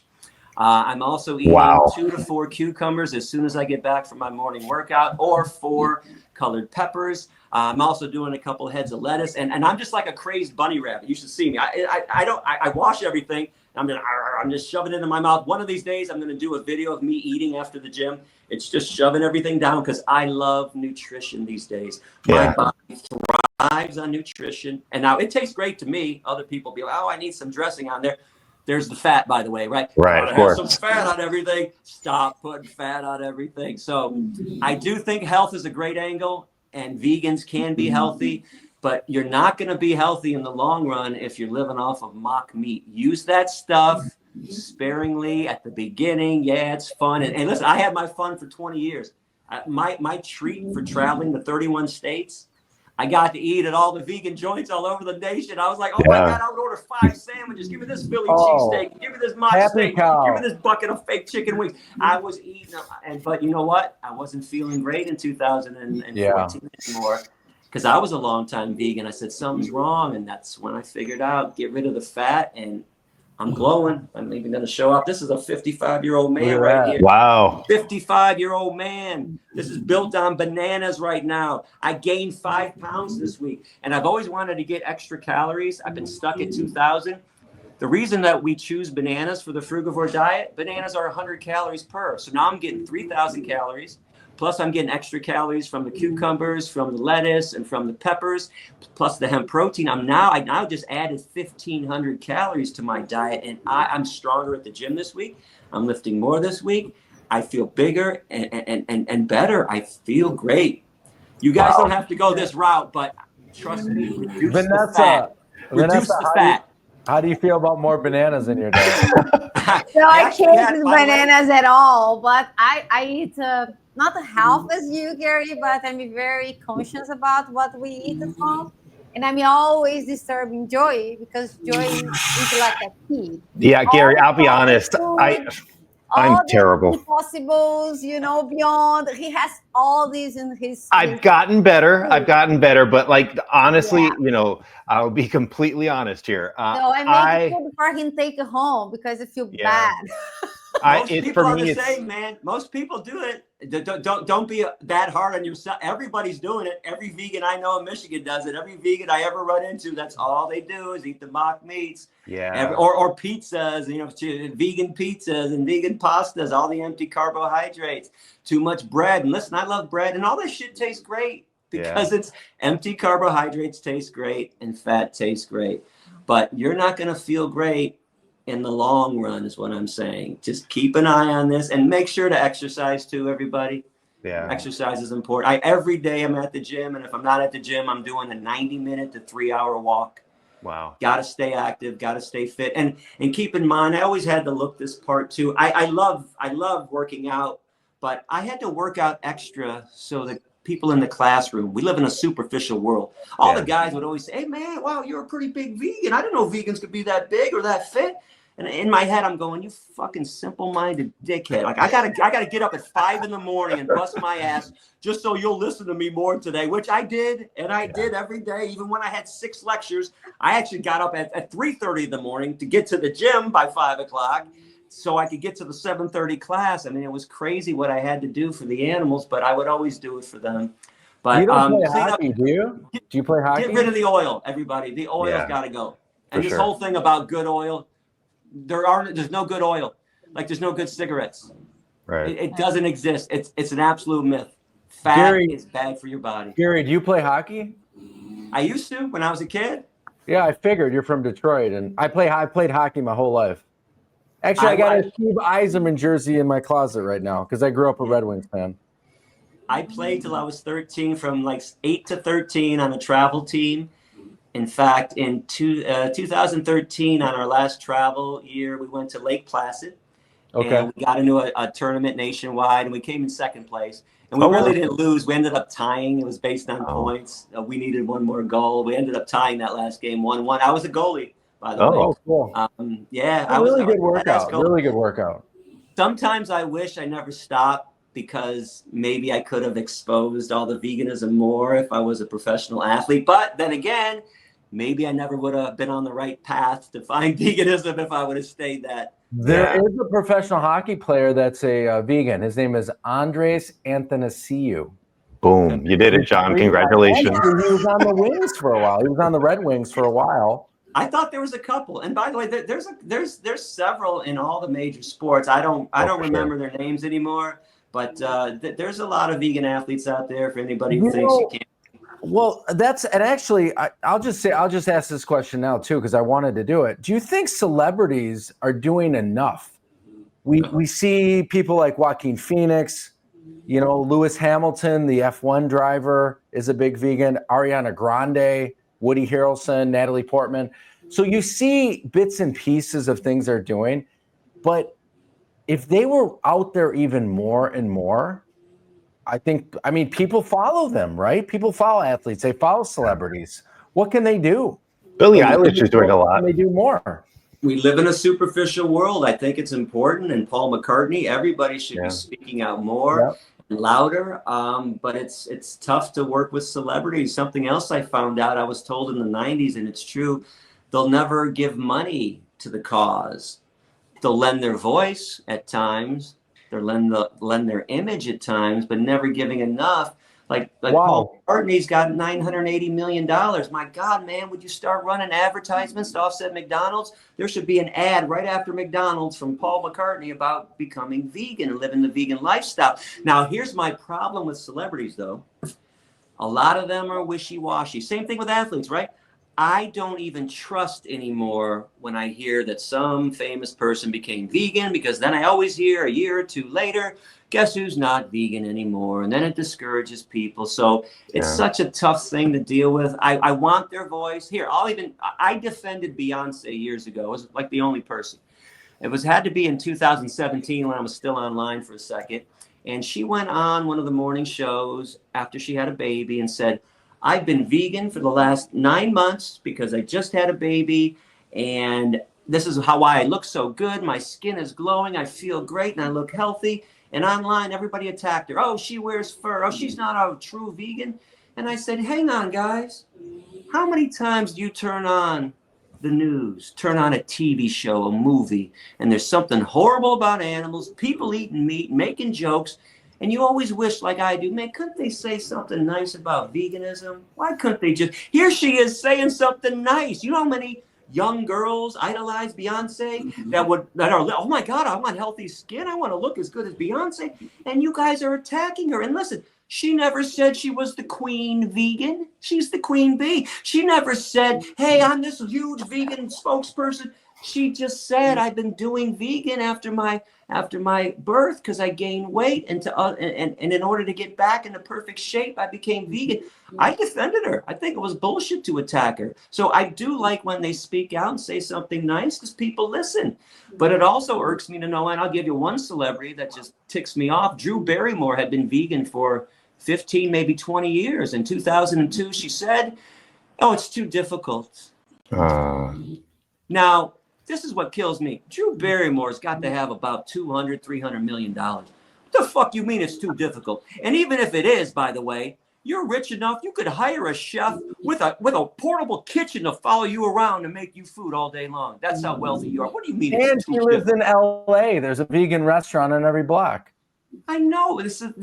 But so then it bothers me because she says that, and you know how many young girls in our society were following Drew because Drew says she's vegan, and then you encourage somebody else to also give it up. Yeah, and that's heartbreaking. So nowadays, the truth is, besides Joaquin and Woody and a couple other ones, I don't mention a famous person as vegan unless they're dead, because then I know Tolstoy was vegan. Okay, I'm gonna bring this up, right? You got to be a dead vegan for me to talk about you these days. Gary, I don't believe it. You know, you brought up Beyonce, and I actually have to. Yeah, I have to admit that I was one of those people slamming her for wearing fur. So, but you make a great point. Yeah, you do make a great point. I didn't want to make her the face of veganism. She said something nice. I always turn on whatever I'm watching. Sports Center. They got to bring up, the new hamburger at the Arizona Diamondback Stadium. It's a triple fucking burger. I'm like, what the fuck? It's baseball. Why are you even bringing it up? They're always dropping meat. And here she is saying something nice. Why did we attack her? She said something nice. Vanessa, regarding the pregnancy thing. Yeah, that was interesting that you said about Beyonce. I have heard from many vegan women. They feel pressure to eat animal products during pregnancy. And families and friends, they often say that the baby's not going to be healthy. So, and because they are scared, they start introduce meat or dairy products in the food, in their meals. So what do you think about that? How we as like a vegan community could support more these women for don't go through this path? Yeah. First of all, if everyone's doing something, you could bank on it that it's wrong. Everyone's eating meat. Everyone's telling you to eat meat, cheese, milk, and eggs. They're 100% wrong. The crowd has never been on the right side of anything. But I want people to check this out. We all agree that if a pregnant mother drinks alcohol, it's horrible for the fetus. Yeah. We all agree that if a pregnant mother smokes cigarettes, does meth, does cocaine, it's horrible for the fetus. And it is. But all of a sudden, we want to feed them the poison that is meat, cheese, milk, and eggs. The high-fat, high-cholesterol poison that will clog arteries, produce cancer, and produce nearly every disease imaginable on this planet. And all of a sudden we say, oh, no, it doesn't affect the baby negatively in any way. It affects the baby positively. I call 100% bullshit on the medical community for forcing this poison down a pregnant woman's throat. There is no need whatsoever to be consuming this. We know this as vegans. We can see how well we're doing when we eat properly with the fruits and veggies. Just make sure it's based on fruits and vegetables. And there are plenty. You know how much personally, I know well over 100 vegan kids. They are the most glowing, the healthiest looking babies and young kids I have ever seen, especially when I compare them to the little fat meat-eating kids and little fat dairy-eating kids that I see everywhere with eczema, with bad skin, with big fat bellies, with digestive problems and ear infections and who knows what else. And how dare our society sit there and say, no, you can't raise a vegan child. Go look at the vegan kids. Yeah. They are amazingly fit and amazingly healthy. And I'm jealous. I mean, aren't we all like, oh, why didn't my parents raise me this way? I ate that stuff for 26 years. But those kids are the best looking and healthiest kids around for sure. And by the way, I have a great vegan pregnancy section on my website. Okay. Adapt, A-D-A-P-T-T, 2 T's, adapt.org. There's a pregnancy section. I got links to doctors and books and studies. And it's not long. I don't like writing tomes and long-winded, essays. It's a short little piece about this is the best avenue to take by far. But people have to learn to stand up to their family members and their friends and their doctors. Yeah. You can't. We really succumb to peer pressure way too much. We end up going, okay, well, maybe I should do it. And that, people say, and listen, I get it. You're scared. The doctor scared you. Your mom and your dad scared you. But all you got to do is look around at our society to know that meat, cheese, milk, and eggs is wrong. I mean, how come there's a drugstore in every street corner in America? This certainly isn't a vegan society. It's not a vegan world. What's with all the drugs that everybody needs to take? Can you put 2 and 2 together? How come everybody needs a vitamin pill, calcium pills, this supplement, that supplement, 1-a-day tablets? Everybody is taking all these pills and they don't want to piece it together. It's the meat, cheese, milk, and eggs you shove down your throats 3 times a day. Wake up, everybody. Yeah. Gary, when it comes to activism, especially, like I have no one in my family who's vegan. Now I'm lucky. I hear stories from John and Vanessa. They struggle when it comes to trying to communicate to their family about being vegan. I don't have that struggle. I mean, I do in that, it's falling on deaf ears. They're never gonna.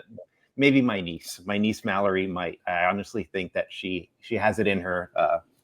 But the point I want to make is that I don't think that they would welcome me trying to convert them, let's say.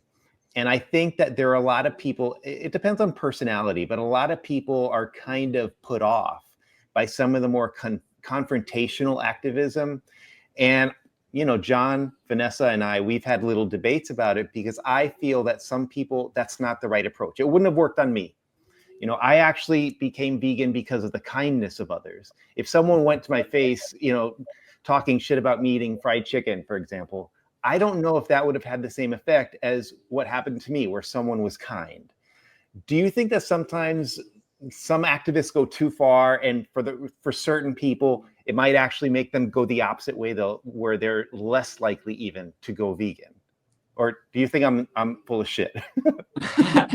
You definitely have to know your audience, but I will point this out. So I disagree with that, because there were days I was as sweet as Gandhi. And there were days I was as harsh as early Malcolm X. And I got to tell you, after talking to 50,000 meat, dairy, and egg eaters face to face, it was never how I presented the issue. It was always on the listener. Yeah. Whether they were ready to hear the message, whether they were willing to listen to me. So I don't think a harsh approach is negative, but if you don't feel comfortable being harsh, don't do something you're not comfortable doing. If you're more comfortable trying the peaceful, ultra peaceful route, try. But I'll also say this to people, because I've been accused of being too harsh most of the time. And I'll ask people, oh, okay, I'm curious. So how many people have you converted with your extra soft way? 0 or 0? And they always turn away. I said, so don't give me this theory shit either. See, too many people want to live in the boardroom. Too many people think that, oh, I can figure out the trick to make people get it. There is no trick. I wish there was. I've tried to figure it out. Yeah. All I know is after all these talks, it's on the listener. There was, I did 2 classes at University of Akron. Same speech. First class literally calls me Timothy McVeigh. Oh, Jesus. I said, what? The Oklahoma City bomber? This is who I remind you of? You're like Timothy McVeigh. I don't even get the analogy, but whatever. So it was a horrible class. Next class, I do a speech. They literally said, man, you are like Gandhi up there. And I went, oh my God, brain melt, stop it. Do you know the first class called me Timothy McVeigh? And they said, they were confused. What do you mean? Everything you said was so loving and wonderful and makes so much sense. In fact, that whole class wanted to become vegan. Yeah. I said, this made my brain melt. I would get emails, I kid you not, back to back. The first one I opened, you're like Jesus, the second coming. You're like Dr. Martin Luther King and the animal rights movement. Oh my God, Gary, I love you, everything you say. Next email, you're the devil. You're Hitler. You're just like Hitler. I'm like, what the fuck? How could I be Jesus and Hitler at the same time? Which made me realize it's not me. It's you, the listener. It's how you perceive me, whether you were going to receive the message today, whether you were open and willing. Just like that student at University of Akron. He obviously didn't come that day with an open mind. He came with a bucket of chicken wings, chocolate milk. He didn't want to listen. I had, believe it or not, only after 50, 60,000 students, meat eaters, I only had 4 students I can remember that brought meat to the class. But you want to talk about coming there with a closed mind. And I asked one student at Lake Tahoe Community College after she brought a steak on a plate. Oh. And during the speech, after she walked out during the slaughterhouse video, came back 20 minutes later, she would use the knife and the fork to make sure that I heard it. She would cut it and eat it. And I walked up to her. I actually took her book bag, because she was sitting in the front. I took her book bag and her coat, like the pussy she was. She went to the back corner now with the professor to do this to me. I walked to the back of the room and I said, child, listen to me, child. You have 30 seconds to exit this room. I will pick you up and physically remove you. Do you understand what I'm saying, child? And she said, you can't talk to me like that and kick me out. You're not the professor. I said, when I step in this classroom, I am the professor. Roxanne, who was the professor, I said, am I the professor? She goes, yes, he is. I said, get out of this room or I'm going to pick you up. And then I said something. I said, wait, you know what? Hang on. I'm curious. If I came in today and I was talking about the Holocaust against Jews, would you have brought a swastika flag in here and waved it at me? If I was talking about the injustices against blacks, especially black slavery in America, would you have worn a white hood? Grow up, child. I mean, this is the closed-mindedness. Again, she wouldn't do those other things, but to the vegan today, she woke up that morning, had her mind made up. No matter what I was going to say, she wasn't going to listen. You want to talk about being closed-minded. And what kills me is the class was wonderful. I turned everyone, I think, in that class vegan. And if not everyone, just about everyone. And after this incident went down, I always had to explain to the class what happened, why I got a little militant, why I became angry. I went to the front of the room. I sat on the desk, legs crossed in that lotus position, the yoga lotus position. And I said, this is why I'm embarrassed to be a human being. Yeah. And everybody at that point, just like in the palm of my hands, are like, oh my God. And then I jumped off. This always freaked people out. I can go from one end of the spectrum to the other. I jumped off the desk and I said, as I was saying, animal protein being brought into your body is too acidic and it leaches calcium from your bone. And I went right back into the speech. And afterward, I want you to know, remember I said earlier that I had a gift when I walked into a classroom. I knew if everybody was good or bad, where they stood. I walked in, I'm like, good, bad, on the fence, good, bad. I'm telling you, I was 99.99% right, always. This was the only time I was ever wrong. I had her pegged as a good student. And I missed it somehow, some way. But I don't think, so to answer your question once again, or to sum it up, I don't think how you say it matters, but don't say things you don't feel comfortable saying. If you're not comfortable saying it's a Holocaust or rape and slavery and murder, we'll use different terms. I don't care how you say it. I just care if you say something. Right. I just want you to speak up and speak out. It doesn't have to be Gary style. Do your own style. Say something though. But family and friends, man, you want to talk about a tough crowd. Yeah. All the people I've converted, not one friend, not one family member ever. But give me a couple 100,000 strangers. I got this. Give me the strangers, but don't bring anybody who knows me, who grew up with me. They don't listen to me. So I don't know the answer how to reach family and friends. Right. Well, I mean, hell, you're kind of a badass dude. I mean, you've gone to jail for that shit. You know. Joey or Gary, do you think you'll go back to the classrooms?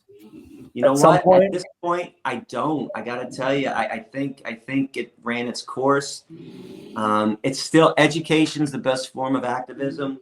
I'm gonna try to do it online. I'm gonna give this a go. I'm hoping to hire a community manager from Spain, a wonderful activist named Carmen, who's gonna handle all my social media stuff.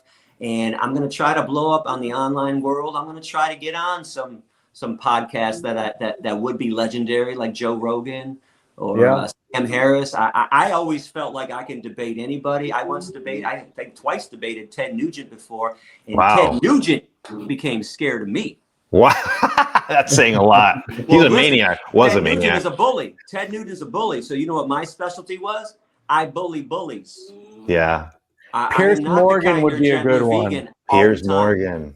Piers Morgan would be a real good one. He doesn't scare me at all, but he's so closed-minded. Like, at least Nugent, I could actually have a discussion with, believe it or not. I got him to say on air that product testing was horrible, that we should never be pouring toxic chemicals in a bunny rabbit's eyes. He even admitted to me that the Nugent family hasn't eaten domesticated animals since 1969, which, by the way, I don't believe, because he travels too much as a rocker. And you can't tell me on the road, everywhere you've been, that somebody had a murdered, hunted animal for you for dinner. I know you've eaten out at restaurants. Restaurants don't hunt animals. But anyways, Nugent, I was able to go back and forth. Piers Morgan, what a fucking putz and a schmuck that guy is. You know what? I just saw a clip of him debating Jamie Logan. I did her podcast recently. Okay. And Jamie was fabulous. Man, she was sharp. And the only thing I would have added, Piers was going off about vegans being unhealthy. Every time I see a vegan, it's the most unhealthiest looking person ever. Meanwhile, Joe Rogan's the same way. Yeah, were you looking at Jamie? How could you even say that to this beautiful woman? I would have said back to him, this is what I would have said. I would have said, what? Do you own a mirror? Have you looked in the mirror lately? How fat do you plan on getting? What the fuck are you talking about? How fat do you plan on getting, Piers? Yeah, every time I see you, there's another 20 pounds on you. Like, I don't even understand how somebody like him could make a statement about somebody else being unhealthy when he looks like hell. Yeah. Oh, he's all about nobody intimidates me. I can go toe to toe with anybody. I'd love to see you on Joe Rogan. That would be incredible. No, Rogan, I think I could reach. I don't even think Really? it would be a divisive argument. I really believe that I could break it down to him in a certain way that he would listen. And Joe's not divisive either. I've seen clips. He lets people talk. It's the people like Pierce that don't let you talk and don't listen. At least Rogan and Sam Harris and even Nugent would listen and have a discussion with me. But Nugent would always try to bully me or anyone else he talked to. Yeah. He realized early on that he couldn't do that. In fact, we were supposed to debate after we already debated on WJR radio, biggest radio station in Detroit. And we were supposed to debate at Canton High School. The day before, he calls up and cancels. And not only cancels, he calls the superintendent and says, you know, you're bringing a terrorist into your school. How could you do that? Now, get this. He didn't know. The first lecture I ever gave was at Canton High School. 800 students. 100 out of the 800 went vegan. They loved me so much at Canton, they would let me send in information for the PA announcements. They would announce the protest that I was doing that weekend at the circus, at the first store, over the PA. This is how much Canton High School loved me. So the superintendent says, we know Mr. Yourofsky, he's not a terrorist, and he'll be coming tomorrow. He wussed out so badly that they had to find a student that hunted to debate me. And you want to talk about a demolition. It was so embarrassing. I felt sorry for what I did to this kid, that I was actually helping him during his portion. He was mumbling and stuttering, trying to bring up, because, and then there's some kind of a tax that I go, the Pittman-Robertson tax. It was, the Pittman-Robertson tax, where we take money and we help conservation efforts. And then he tried to bring up stuff from the Bible, and I would point out. So afterward, I actually pulled this kid aside, and he was embarrassed for what happened, and he should have been. But I pulled him aside. I'm not always harsh. I'm a nice guy. I said, listen, bro, I don't despise you. I despise everything you stand for. Why did you choose this path in life to murder animals and promote the murder? Look at, and he was embarrassed. Look, I said, look at me. Look in my eyes. Stop this shit right now. Ted Nugent is not a hero. People who kill animals aren't heroes and aren't cool. You want to see somebody cool? You're looking at him right now. Use your power to help and save somebody that's weaker than you. Don't take advantage. And he actually was like, okay, man, all right. I'm definitely going to think about it. But put me on with Rogan, Harris, whatever. I feel like, I'm not saying I'm going to do it, but I feel like that I can convert anybody. Especially with tough people. Listen, I'm good with tough. You can't go soft with tough people. No, I remember that. I don't. It was like was it a UK news show? There was a woman you were speaking to, and you were just relentless. Israel. Okay. She was such a schmuck too. And listen, I actually stopped doing media in America in 2006 or 7. Honestly, I felt like it wasn't working like we thought it was working. I thought it was the best thing to do, get on the news. And the more I realized it, the more I realized the 5 o'clock news is nothing but an entertainment show. Even if it's a serious issue, what's the next story? And now the weather, and now the Monday Night Football score, and now here's what Brad Pitt did lately, and here's who got divorced, and here's who had a baby, and here's where the stock market's at. It's entertainment. I said, you know what? This is not working. So the one in Israel was an amazing tour. When you were sitting next to the school board president, she could barely sit next to you. By the way, she was livid. And she was a vegetarian too, right? She claimed, I don't know, she was so ridiculous about the whole thing, but so I didn't want to do media when I was down there. I had an amazing tour down there where the media claimed I converted 5 to 10% of the population. I have never seen anything so phenomenal and monumental in all my years of veganism. I couldn't believe what I was seeing. Do you think part of that is because of their diet too, just the Mediterranean diet? It was like, well, we already eat a lot of these type of foods anyways. I don't know what it was. They asked me why Israel, the Carlin-like joke I was saying, well, maybe it's supposed to happen here, the motherland, right? Yeah. The Garden of Eden. This is where it all began, allegedly. Maybe veganism's going to start here too. But that woman, so they convinced me. They said, Gary, our media is different. It's very serious. It's not like American media. I said, really? All right. I get on the show. What about protein? Lions and zebras. I'm looking over to the side of the 4 Israelis that set up my tour. I'm like, this is really different, right? But so I was relentless. I hate the robot. Like she didn't do her job as a journalist. Yeah. And by the way, what kind? You're not supposed to answer questions. You're supposed to ask questions of your guest. Right. I went to journalism school. You preached. And by the way, and if I was on there talking about why sex slavery is wrong, why child molestation is evil, she wouldn't have said the things she said, how she said it. She would have let me speak and then backed me up and said, yes, that is horrible. But every time I pointed out something horrible, I don't know, Gary, like, what are you challenging me for? You're supposed to be asking questions. People, I'm your guest. Now, there was a media show I did there that I loved. If you want to know my favorite media show, look up my interview with Kobe Maidan, Meidan. He was, I was told, he was like the Israeli Mike Wallace.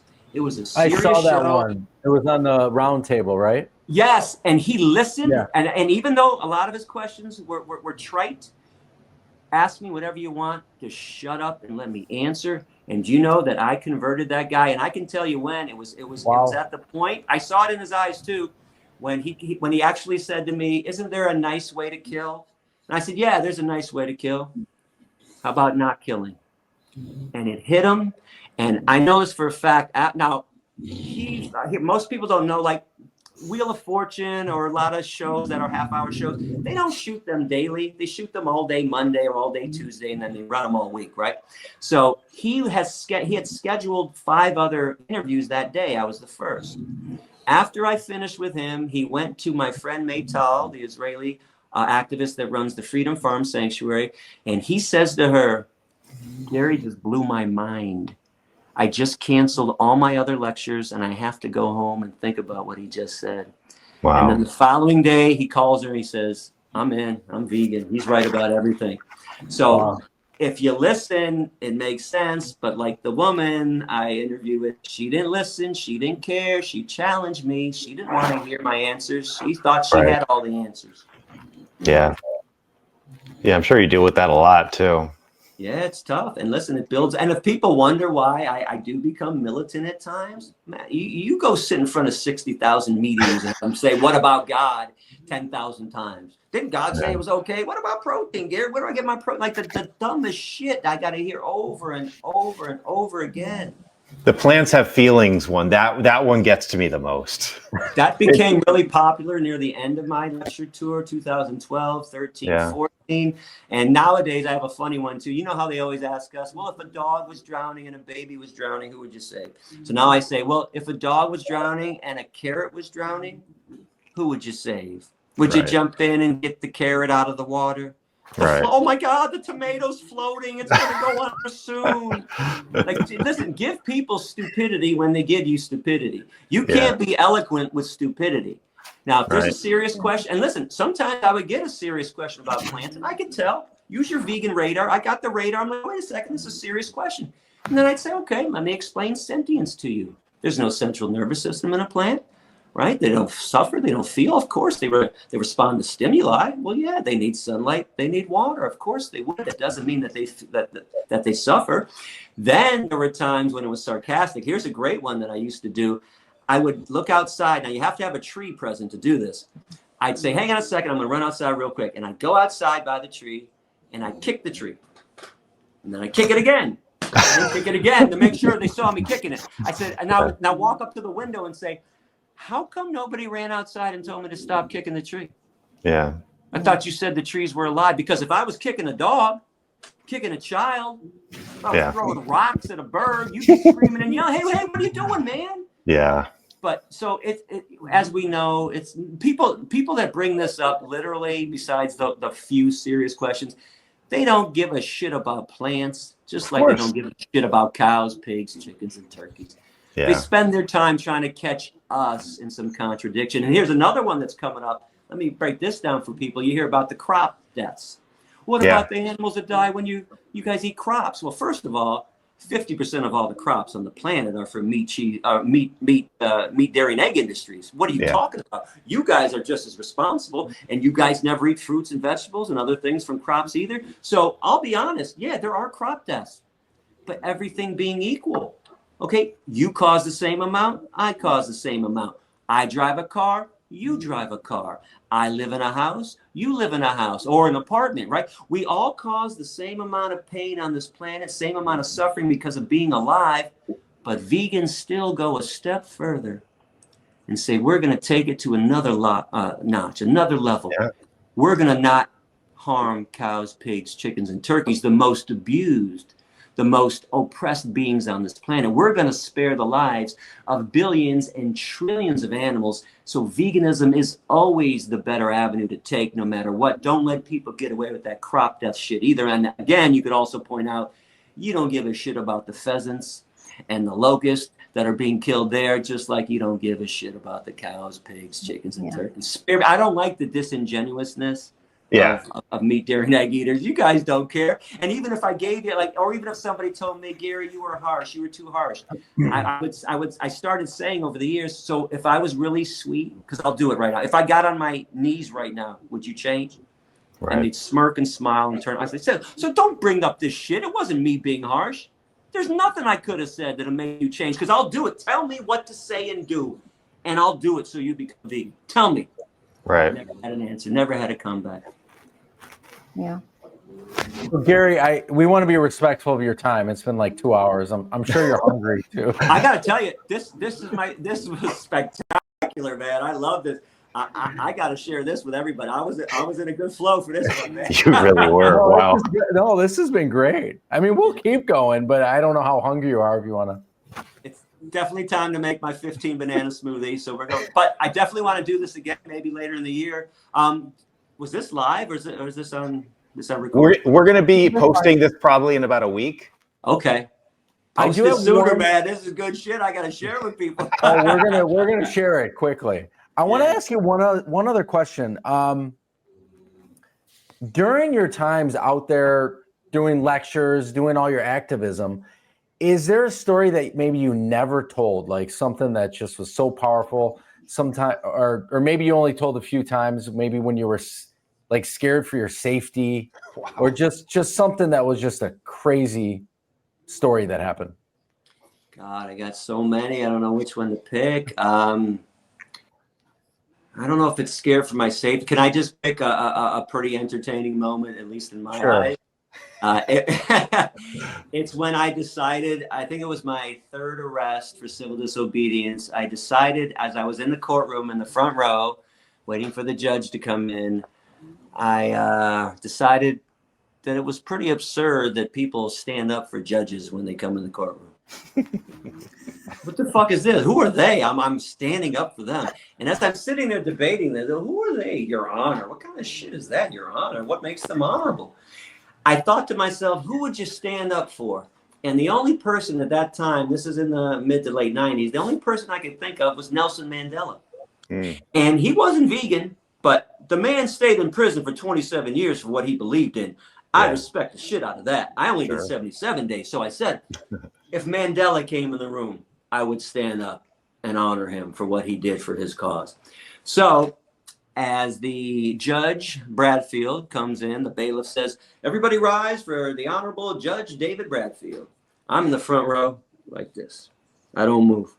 Cool. Bailiff walks up to me, says, sir, stand up. And I shake my hands. Another bailiff comes over, both of them. Okay, sir, stand up right now. Now, if you followed the news in Michigan in the late 90s, mid to late 90s, you knew who I was. I was in the news every week, going to jail for the animals. So Bradfield calls me by name. He says, Gary. I look up. I'm not trying to make you do something you don't want to do. It's just kind of a tradition that people stand up when judges enter the room. I know why people do it. That's why I'm not doing it. We have a stare down for about 45 seconds, and I don't budge. Again, they don't know how to handle me. I'm not afraid. He finally calls the bailiff's off. He says, so then what's funny is my attorney, Matt Savage, was late that day. He gets there, handles the case. I'm all fine. And then after he tells me, go wait on the hallway. He has to talk to the prosecutor, whatever.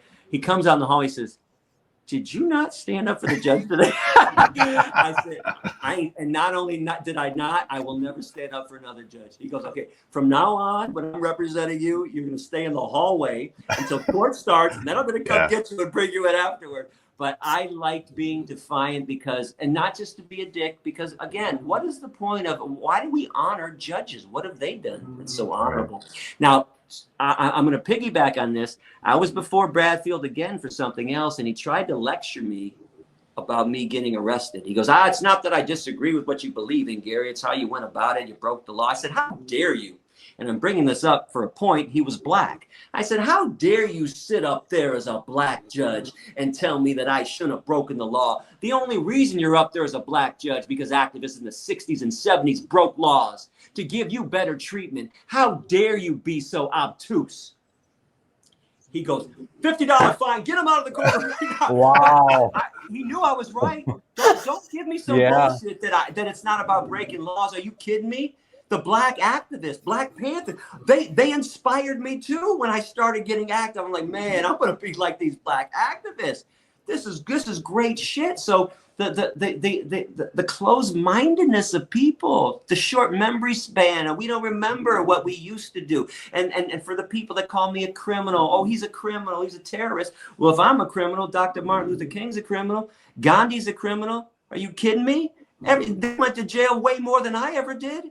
Yeah. Laws that are unjust need to be broken and have been broken and will always be broken by people that actually have a conscience. And another quick story. Do you know part of the reason I freed those mink? There were several reasons. I wanted to give them a chance at freedom, first and foremost. I wanted to put the mink farmer out of business, which I did succeed. Beautiful. I actually wanted the judge and was hoping the judge was going to take his gavel and not reduce my sentence like I talked about. I was hoping he was going to say, not guilty.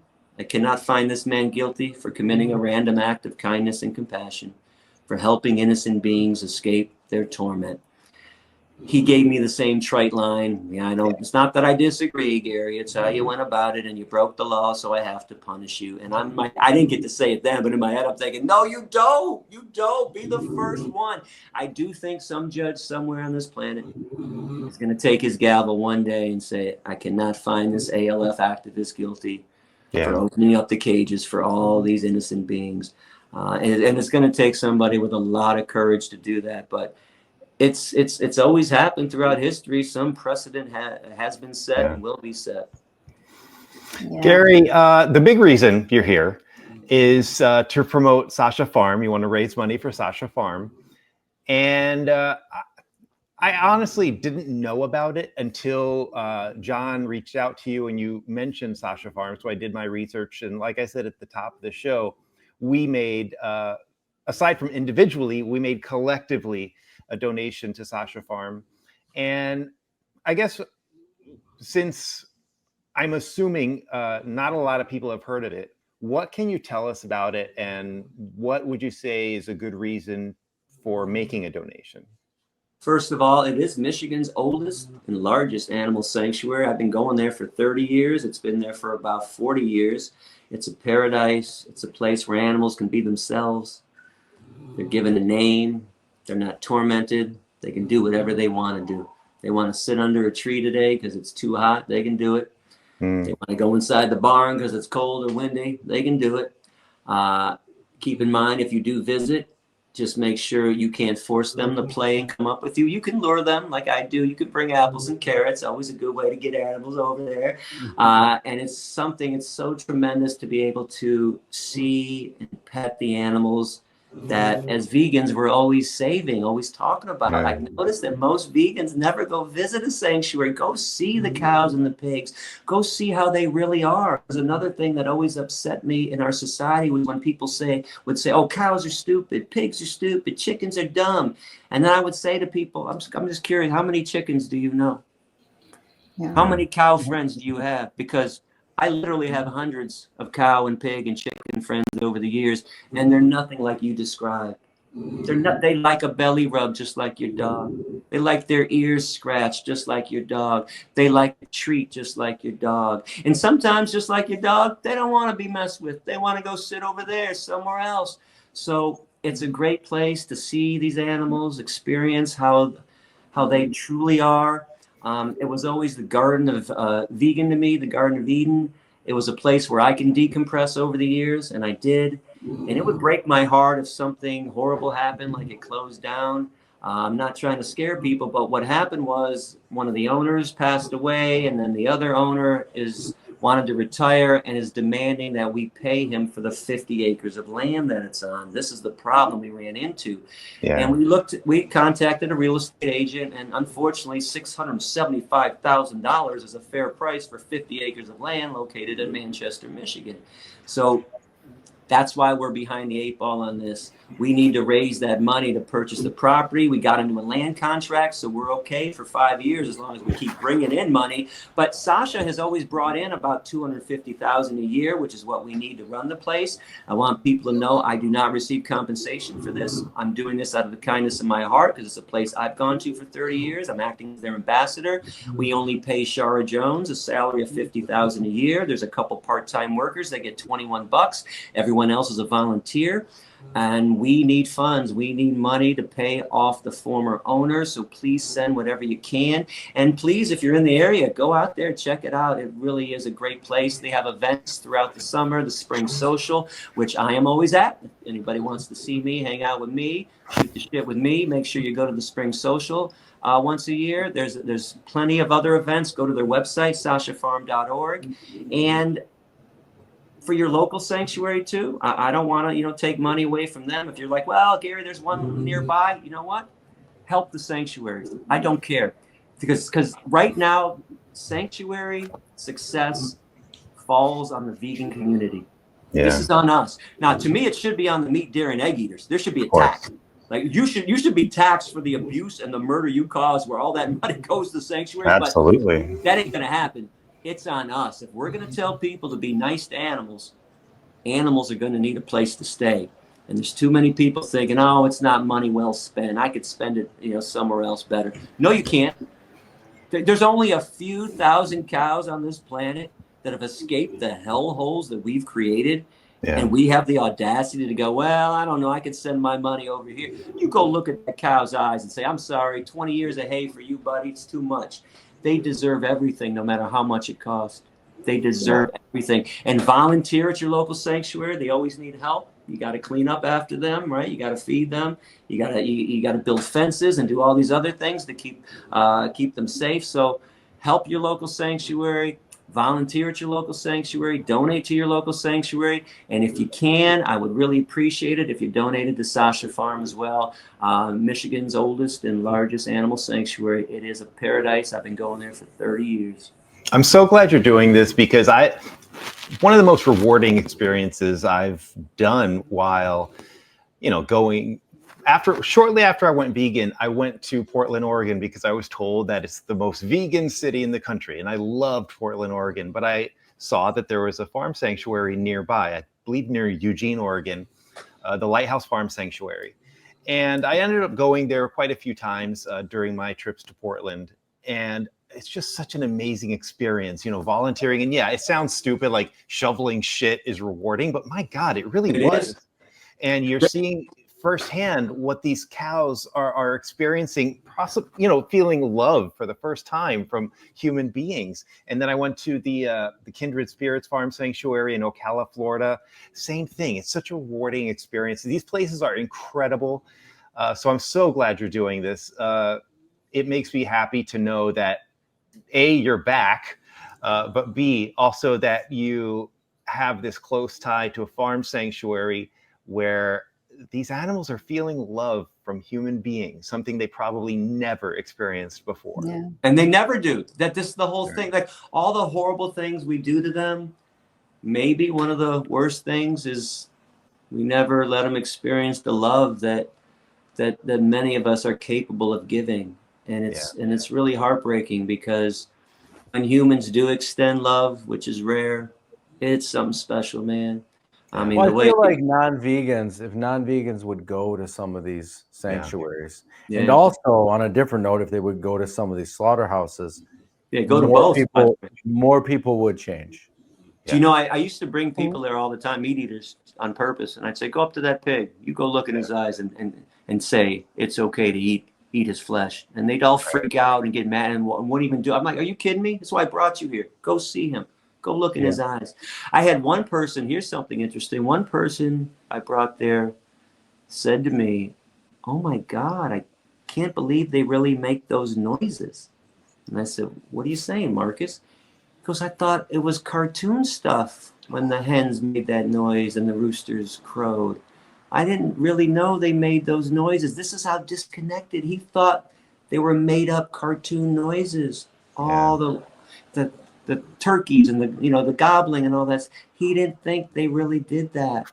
Well, it makes sense now because we all live in cities, and especially if you're in the bigger cities, if you're in the New York, LA, Chicago, you're not seeing farms. You're not, And we live in fantasy land in those cities on top of it. It's just fantasy land, pure fantasy land, what we think goes on inside of a slaughterhouse or at some kind of breeding facility.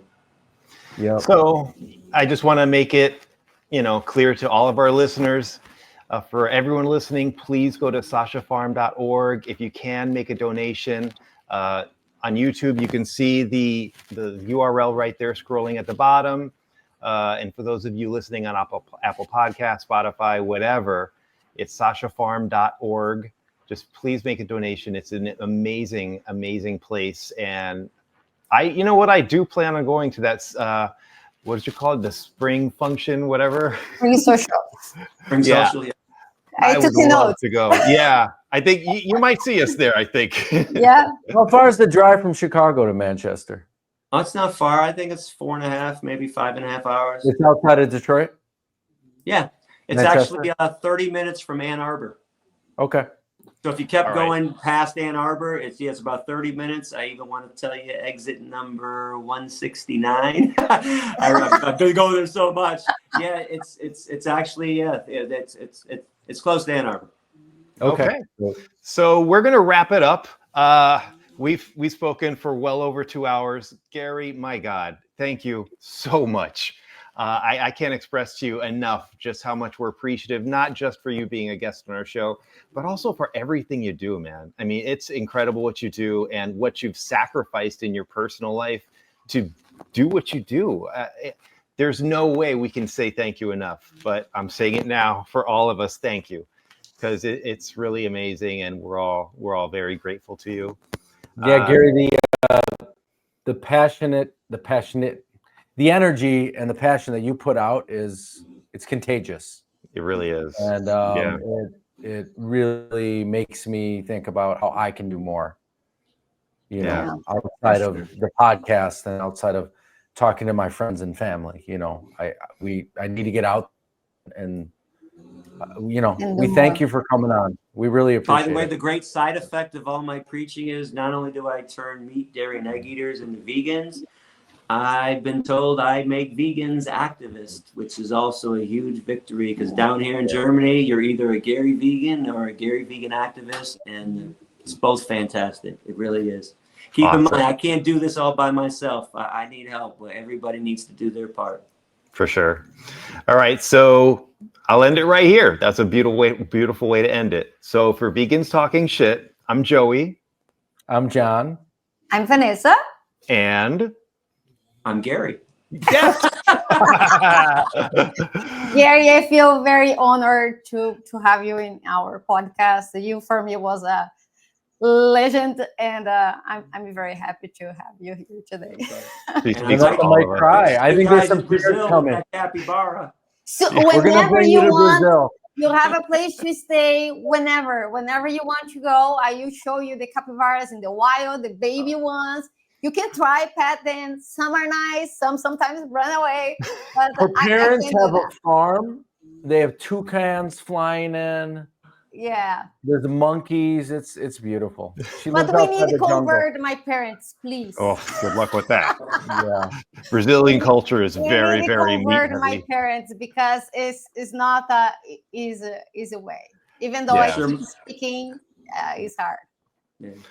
All right, Parents Gary. Yeah, as you said earlier. We bought this tofu company partnered with Vanessa and gave her, I mean, how many tofus did they give us? About Oh my God, she gave me so much. She didn't like partner with me. She just basically were nice for I try. It's like I smoked the real smoked tofu.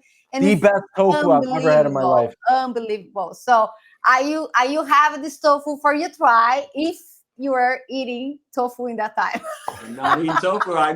This is what has prevented me from going frugivore all these years. I'm like, no tofu. Oh my God, I love tofu. My nickname is Gary Tofu. In fact, however, this is interesting. So I came down to Germany, came out of activism for a lot of reasons, or came out of retirement for a lot of reasons. One is I did want to make some money because I never made money off my name, image, or likeness, but I only wanted to do it so I could help Sasha Farm. That's the main reason. I am getting older. I'm worried about myself too, but I really wanted to, do something. And I teamed up with somebody down here in Germany I wanted to come up with a brand of tofu and call it Gary Tofu. that's my been my Gary, nickname. I might have the amazing one for you because this is called tofu. They actually were like a farm, a dairy farm. And one of the kids, they were 7 kids. One of the kids start like realize like this is not nice. What we do here is not good. And it was for the great grandfather, like a whole family. And he turned his entire family vegan. And now this farm make only tofu. And both kind of tofu that they have is unbelievable. Everybody that the tries best like, I've ever had. Different. That's fabulous. That's fabulous. But I always think, so I want to do this brand though, so I can sell it in areas where I'm popular, Germany, France, Israel, and make a lot of money and save Sasha Farm. So, but the only requirement I had was it had to be a low to no fat tofu. So a company I hooked up with, they already created one with less than 1% fat. I said, I can get behind this. So I'm hoping something transpires and happens from this. This would be amazing. Yeah. If I don't know, it's early. You guys are getting a sneak preview, a sneak mention of this. I don't know what's going to happen, but I'm hoping that actually, Well, we're going to get you more popular in Brazil. Vanessa's going to translate everything in Portuguese. Yes, I put subtitles in the for sure. All right, sounds good, everybody. Sounds good. All right, Gary, enjoy your smoothie. I sounds great, but that's a lot of bananas. Jesus Christ. Okay. I can't wait. Right now, I can't wait. I'm going 15 bananas are coming in 10 minutes. This is gonna be great. All right, Gary, thank you so much again. Thank you, and Gary. You have a great day from the bottom of our hearts. Thank you. You're the man. Right. Much appreciated. Love you guys. Bye-bye. Take care. Love you. Ciao.